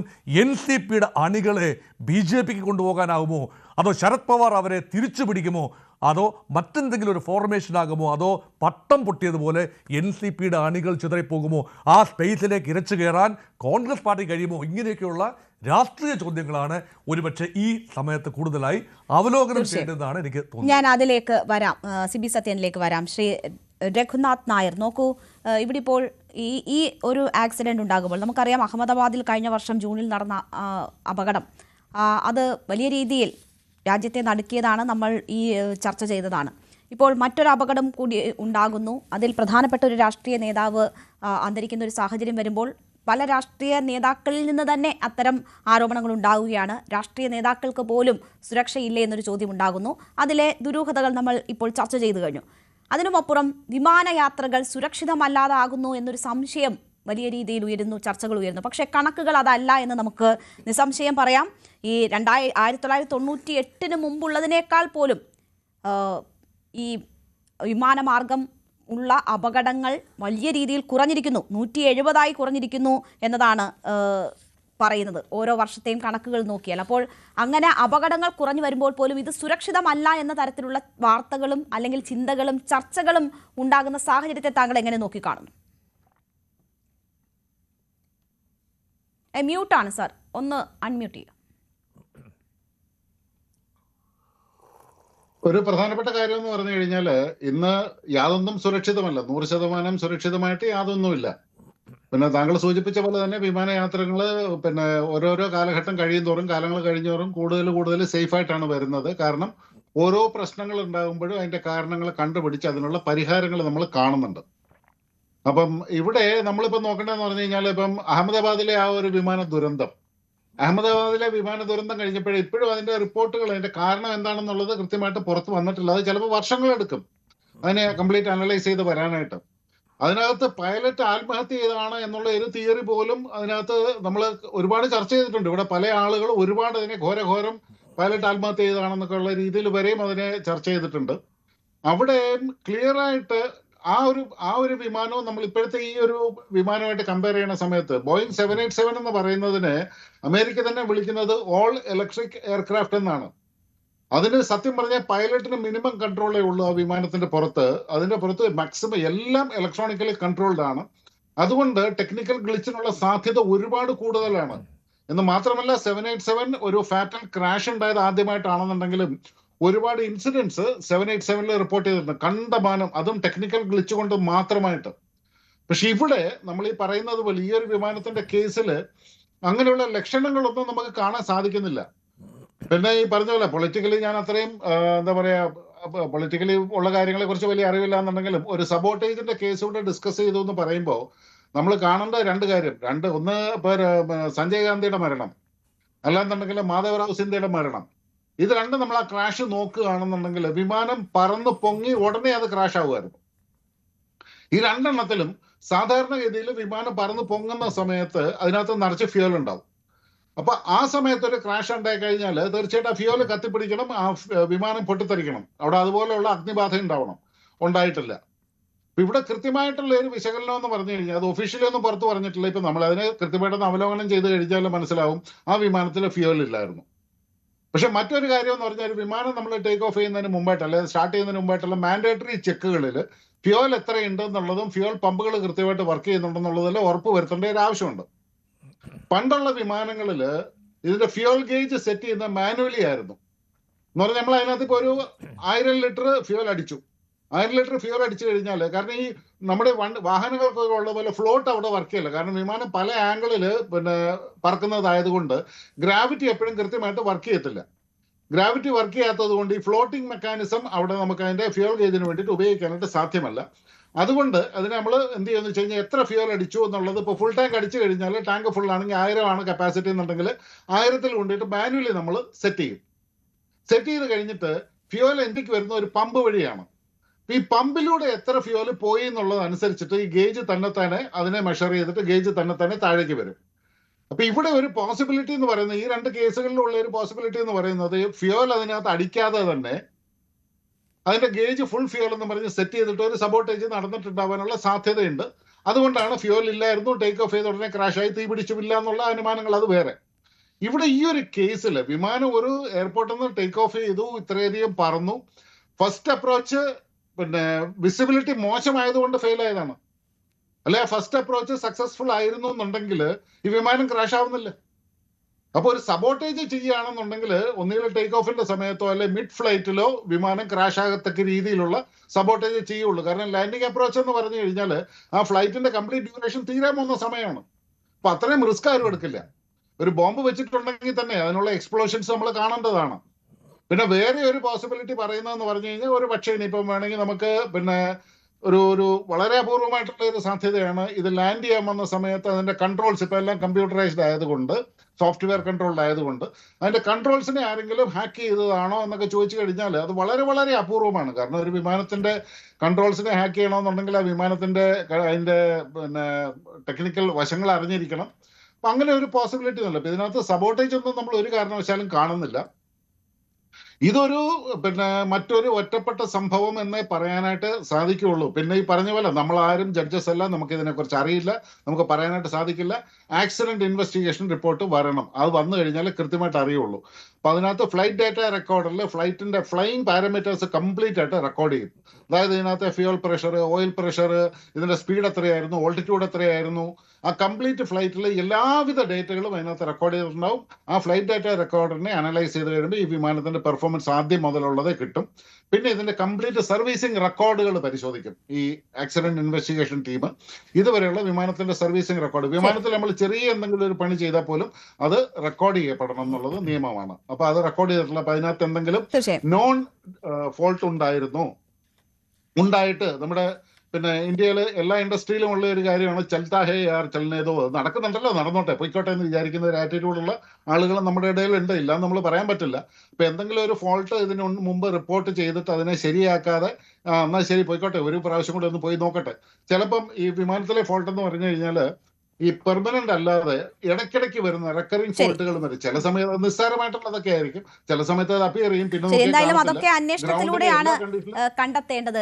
കേണൽ ഡിന്നി, നോക്കൂ, ഇവിടെ ഇപ്പോൾ ഒരു ആരോപണങ്ങൾ കൂടി ഉയരുന്ന സാഹചര്യത്തിൽ ഇപ്പോൾ കോൺഗ്രസും അക്കാര്യം ആവശ്യപ്പെട്ടിരിക്കുകയാണ്. അപ്പോൾ സുപ്രീം കോടതിയുടെ മേൽനോട്ടത്തിലുള്ള അന്വേഷണത്തിൽ മാത്രമേ വിശ്വാസമുള്ളൂ എന്ന് പറയുമ്പോൾ കൃത്യമായ ഒരു അന്വേഷണം നടന്ന കാര്യങ്ങൾ കണ്ടെത്തേണ്ടത് ഉള്ളേ എന്ന ഒരു കാര്യം ഒരു വശത്ത്. മറ്റൊന്ന്, ഈ ശരത് പവാർ എന്ന രാഷ്ട്രീയ ചാണക്യനെ പോലും മറികടന്നുകൊണ്ട് പല കൂട്ടുകെട്ടുകൾക്കും മുതിർന്നിട്ടുള്ള വ്യക്തിയാണ് അജിത് പവാർ. അതിൻ്റെ നേട്ടങ്ങൾ സ്വാഭാവികമായും BJPക്ക് ഉണ്ടായിട്ടുമുണ്ട് അവിടെ.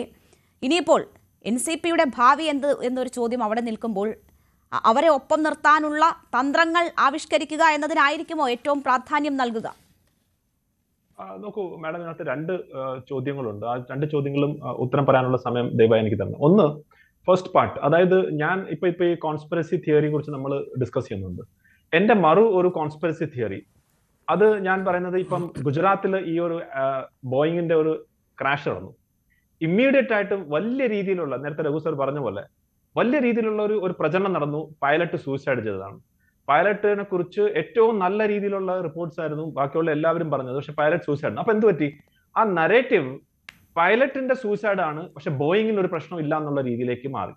അപ്പൊ നമ്മൾ എന്തുകൊണ്ടാണ് ഈ സിവിലിയൻ ഏവിയേഷൻ ഇങ്ങനെ വരുമ്പം ഇമ്മീഡിയറ്റ് ആയിട്ട് അത് പൈലറ്റ് എററിലേക്ക് കൊണ്ടുപോകുന്നത് എന്തുകൊണ്ടാണ്, അല്ലെങ്കിൽ എന്തെങ്കിലും ഒരു കോൺസ്പിറസിയിൽ കൊണ്ടുപോകുന്നത് എന്തുകൊണ്ടാണെന്ന് നമ്മൾ ഒരു ചോദ്യമുണ്ട്.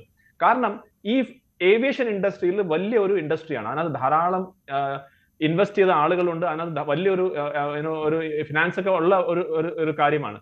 അപ്പൊ ഇതുപോലുള്ള ഒരു എയർക്രാഫ്റ്റ് ലോകത്ത് എവിടെയെങ്കിലും ക്രാഷ് കഴിഞ്ഞാൽ അതിന്റെ സ്റ്റോക്കിലും അതിന്റെ ഫ്യൂച്ചർ മാർക്കറ്റ് വാല്യൂവിനൊക്കെ വലിയ ഇടിവ് സംഭവിക്കും. അപ്പൊ അവരെന്ത് ചെയ്യും?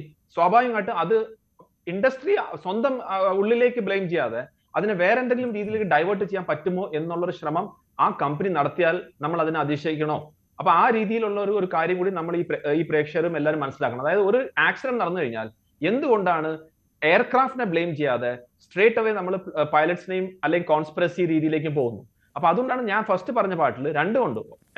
പൈലറ്റ് എറർ ആവാം, പക്ഷെ അതുകൂടാതെ തന്നെ ഈ എയർക്രാഫ്റ്റിന് ഒരു ഹിസ്റ്ററി ഉണ്ട്. അതിനകത്ത് മുംബൈ പോലത്തെ ഉള്ള ഒരു നല്ലൊരു എയർഫീൽഡ് എയർപോർട്ടിൽ പോലും അവിടെ ഒരു ആക്സിഡന്റ് നടന്നൊരു സംഭവം ഉണ്ട്. അപ്പൊ അതും കൂടെ നമ്മൾ പരിശോധിക്കണം. അതാണ് ഒന്ന്. രണ്ടാമതായിട്ട് ഇപ്പം പറഞ്ഞു ഈ മെർജർ ഒരു സംസാരം ഉണ്ടായിരുന്നു. ശരിയാണ്, മെർജറിന്റെ ഒരു റൂമർ പോലത്തെ ഉള്ള കാര്യങ്ങൾ അവിടെ നടക്കുന്നുണ്ടായിരുന്നു. അപ്പൊ അതിനകത്ത് നമ്മൾ ചോദിക്കുന്ന ഇപ്പൊ ശ്രീ അജിത് പവാറിനെ പോലുള്ള ഒരു നേതാവ്, അദ്ദേഹം നേരത്തെ മോഹൻ വർഗീസ് സാർ പറഞ്ഞ പോലെ 9 പ്രാവശ്യം അവിടെ ബാരാമതിയിൽ നിന്ന് ജയിച്ചതാണ്. 1 പ്രാവശ്യം ലോക്സഭ, 8 പ്രാവശ്യം അസംബ്ലി, 5 തവണ ഉപമുഖ്യമന്ത്രിയായിട്ട് കണ്ടിന്യൂസ് ആയിട്ട് longest serving deputy chief minister ആണ്. അപ്പൊ അതുകൊണ്ട് എന്താണ് കാണിക്കുക, അദ്ദേഹത്തിന് അതിന്റെ ഒരു അങ്ങനെ നിൽക്കാൻ അറിയാവുന്ന ഒരു വ്യക്തിയായിരുന്നു. അപ്പൊ തീർച്ചയായിട്ടും എവിടെയാണോ സ്വാധീനം, എവിടെയാണോ പവർ, അദ്ദേഹം അങ്ങോട്ടേ മാറും. അപ്പൊ ഇപ്പോഴത്തെ അവസ്ഥയിൽ ഇപ്പം അവിടുത്തെ മഹാരാഷ്ട്രയിൽ എന്തെങ്കിലും സാധ്യത ഉണ്ടോ ഈ കോൺഗ്രസ് ഉദ്ധവ് ഠാക്കറെ അല്ലെങ്കിൽ ശരത് പവാർ ടീമിന് എങ്ങനെയെങ്കിലും ഗവൺമെന്റ് ഫോം ചെയ്യാൻ പറ്റുമോ? സാധിക്കില്ല. കാരണം ഇപ്പൊ അവരുടെ ആകെ നമ്പർ എന്ന് പറഞ്ഞാൽ 46 ആണ്. മറുഭാഗത്ത് മഹായുക്തിയിൽ ഉള്ളത് 233 അടുപ്പിച്ചുള്ള ഒരു സംഖ്യയുണ്ട്, 288. BJPക്ക് സ്വന്തമായിട്ട് തന്നെ 132 സീറ്റാണുള്ളത്, 145 സീറ്റ് മതി. അപ്പം അവിടെ ഉള്ള ഒരു രീതിയിലുള്ള ഒരു പൊളിറ്റിക്കൽ ഇൻസ്റ്റബിലിറ്റിയും സാധ്യമല്ല. ഈവൻ ഇഫ് ഈ രണ്ടുപേരും ഇപ്പം അജിത് പവാറിന്റെ 41 ശരത് പവാറിന്റെ 10 കൂടെ ആഡ് കഴിഞ്ഞാൽ 51 ആവുന്നുള്ളൂ. അതും ശിവസേനയും കൂടെ ആഡ് ചെയ്യാൻ തന്നെ എത്ര വരും? 100 അടുപ്പിച്ചേ വരുന്നുള്ളൂ. അപ്പൊ ഇത് കൊണ്ട് ന്യൂമറിക്കലി സംഖ്യ ഇതിന്റെ വെച്ചിട്ട് ഒരു കാരണത്തിലും പൊളിറ്റിക്കൽ ഇൻസ്റ്റബിലിറ്റി അവിടെ നടക്കാൻ പോകുന്നില്ല. രണ്ടാമതായിട്ട് മാഡം തന്നെ പറഞ്ഞ പോലെ ഇപ്പൊ local body elections first phase കഴിഞ്ഞു. അവിടെ എന്താണ് നടന്നത്? BJPക്ക് വലിയ രീതിയിലുള്ള ഒരു വിജയം കിട്ടി. അപ്പൊ അവിടെ ഒരു തിരിച്ചടിയൊന്നും കിട്ടിയിട്ടില്ല. അപ്പൊ അവിടെ ഒരു പ്രതീക്ഷയില്ല. അപ്പൊ എന്താണ് സംഭവിക്കുന്നത്? അവരുടെ ഭാഗത്ത് നിന്ന് അജിത് പവാറിന്റെ ഭാഗത്ത് നിന്ന് ഇങ്ങനെ ഒരു മൂവ്മെന്റ് ഉണ്ടെങ്കിൽ, അതിനകത്ത് ശരത് പവാറിന്റെ ഭാഗത്തു നിന്നുള്ള ഒരു സമ്മതം ഉണ്ടെങ്കിൽ എന്താണ് അവർ നോക്കുന്നത്? ഏത് ഭാഗത്താണോ പവർ അങ്ങോട്ട് വരാനുള്ള സാധ്യതയല്ലേ ഉള്ളൂ. അല്ലാതെ തിരിച്ചു പോയി ഇപ്പൊ 10 സീറ്റ് കിട്ടിയ കോൺഗ്രസിനോട് ഇരിക്കേണ്ട എന്തെങ്കിലും കാര്യമുണ്ടോ? അവിടാണ് ഞാൻ ഒരു കാര്യം കൂടെ കോട്ട് ചെയ്യാം. അതായത് മിസ്റ്റർ സുനിൽ ടട്കരെ എന്ന് പറഞ്ഞ വ്യക്തിയുണ്ട്. അദ്ദേഹം NCPയുടെ മഹാരാഷ്ട്ര ചീഫാണ്. മഹാരാഷ്ട്ര ചീഫാണ്. അദ്ദേഹം ഇന്ത്യൻ എക്സ്പ്രസിൽ കൊടുത്ത ഒരു ഇന്റർവ്യൂ ഉണ്ട്. അതിനകത്ത് ഒരു ലൈൻ മാത്രം ഞാൻ പറയാം. അദ്ദേഹം ഒരു ചോദ്യം ചോദിച്ചത്, are you keen on a merger? അപ്പൊ പുള്ളി ഉത്തരം പറഞ്ഞേക്കുന്നത്, the NCP is not eager, but the two parties will hold discussions over the issue if circumstances arise and will only then arrive at a decision. However, I want to make it clear that we are a part of the NDA and will remain so both in Mumbai and Delhi. I have nothing more to say that. അപ്പൊ ഇത് ശ്രീ അജിത് പവാറിന്റെ NCPയുടെ മഹാരാഷ്ട്ര യൂണിറ്റിന്റെ ചീഫാണ് പറയുന്നത്. അതായത് NDA തലം നിൽക്കും എന്നുള്ളതിനകത്ത് യാതൊരു സംശയമില്ല. ശരി, പക്ഷേ എത്രമാത്രം യോജിച്ചു കൊണ്ടുപോകാൻ പറ്റുന്നു എന്നതൊക്കെയുള്ള ഒരു ചോദ്യമുണ്ടല്ലോ. ശ്രീ CB സത്യൻ, ഈ 41 MLA-മാരുള്ള NCP വിഭാഗത്തിന്റെ ഭാവി എന്ത് എന്നതാണല്ലോ ഇനിയുള്ള ചോദ്യം. ആര് നയിക്കും? അതിന് സുനേത്ര എന്ന ഇപ്പോൾ രാജ്യസഭാ MP ആയിട്ടുള്ള ഭാര്യയ്ക്കാണോ സാധ്യത താങ്കൾ കൂടുതൽ കാണുന്നത്? അതോ അനന്തരവൻ MLA ആയിട്ടുള്ള അനന്തരവൻ വരും എന്നതാണോ? അതോ NCP ഒരുമിച്ച് നിന്ന് കൂടുതൽ ശക്തമായി മുന്നോട്ട് പോകാനുള്ളൊരു സാഹചര്യത്തിലേക്ക് കാര്യങ്ങൾ എത്തുമെന്നാണോ? ഇവരെ തന്നെ ഇനി സ്പ്ലിറ്റ് ചെയ്യിപ്പിച്ച് ആ നിലയിൽ ഏതെങ്കിലും തരത്തിൽ നേട്ടമുണ്ടാക്കാനുള്ള ശ്രമങ്ങൾ മഹായുതിയിലെ തന്നെ മറ്റ് രാഷ്ട്രീയ പാർട്ടികളുടെ ഭാഗത്തു നിന്നും ഉണ്ടാകാനുള്ള സാധ്യതയുണ്ട്. അപ്പോൾ NCPയുടെ ഈ വിഭാഗത്തിന്റെ ഭാവി എന്നതിനെക്കുറിച്ച് താങ്കൾക്ക് എന്താണ് തോന്നുന്നത്? രേണു, അതിലേക്ക് കിടക്കുന്നതിന് മുമ്പ് ഞാൻ കേണൽ ബിന്നി സാർ പറഞ്ഞതിനകത്ത് ഒരു തിരുത്ത് പറയാം.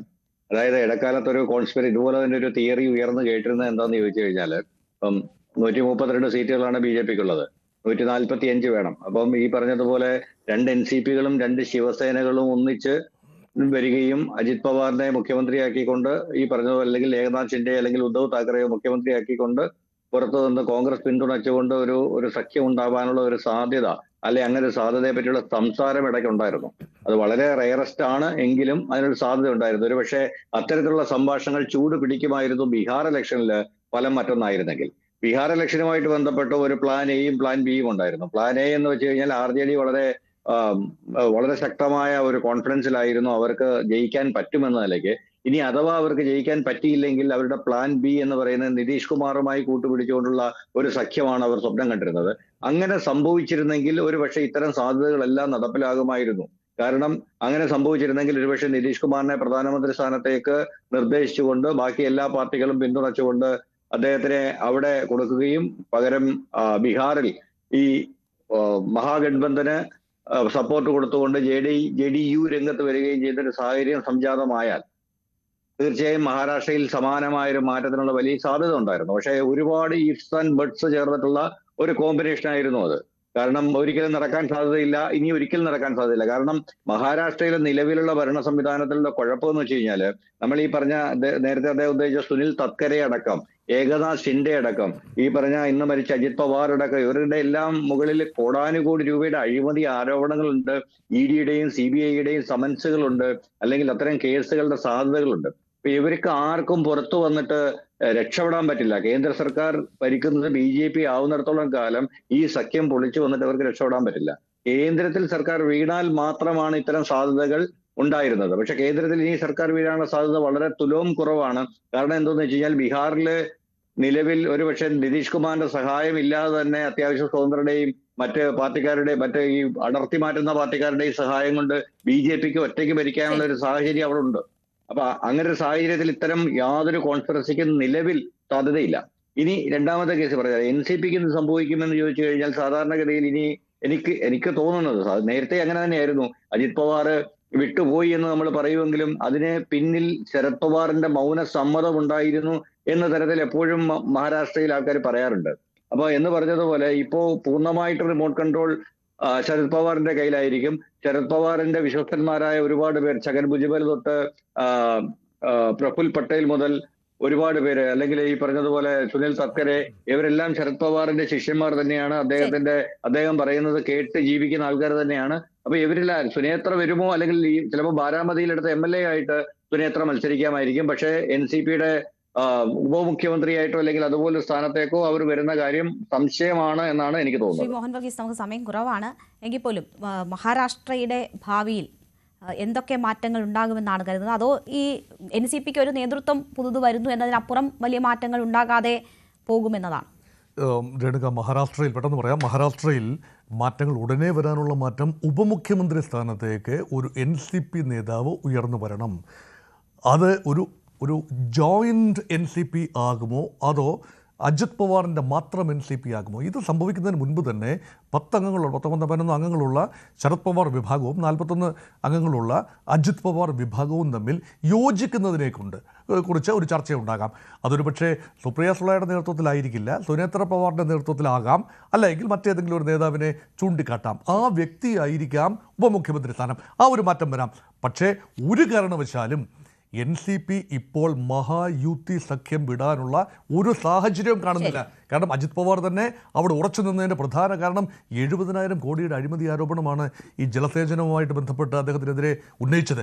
അതിൽ നിന്നൊക്കെ മോചനം വേണമെങ്കിൽ ഭരണം എവിടെയുണ്ടോ, മഹാരാഷ്ട്രയിലും കേന്ദ്രത്തിലും ഭരണമുള്ളിടത്തല്ലാതെ NCPക്ക് ഇപ്പോൾ അവിഭക്ത NCPയോ അജിത് പവാർ NCPക്കോ നിൽക്കാനാവില്ല എന്നതാണ് വാസ്തവം. ശരി, അജിത് പവാറിന്റെ മരണത്തിൽ ദുരൂഹതയോ എന്നതാണ് പ്രേക്ഷകരോട് നമ്മൾ ഇന്ന് ചോദിച്ച ചോദ്യം. ഈ ദുരൂഹതാ സിദ്ധാന്തങ്ങളൊക്കെ നമ്മുടെ പാനലിസ്റ്റുകൾ തള്ളിക്കളയുകയാണെങ്കിലും പോൾ രേഖപ്പെടുത്തിയതിൽ 65% പേരും അതേ എന്ന് പറയുന്നു, ഇല്ല എന്ന് പറയുന്നത് 28% പേർ മാത്രം. വളരെ നന്ദി ചർച്ചയിൽ പങ്കെടുത്ത എല്ലാ അതിഥികൾക്കും. ടൈം ഡിബേറ്റ് പൂർണ്ണമാകുന്നു.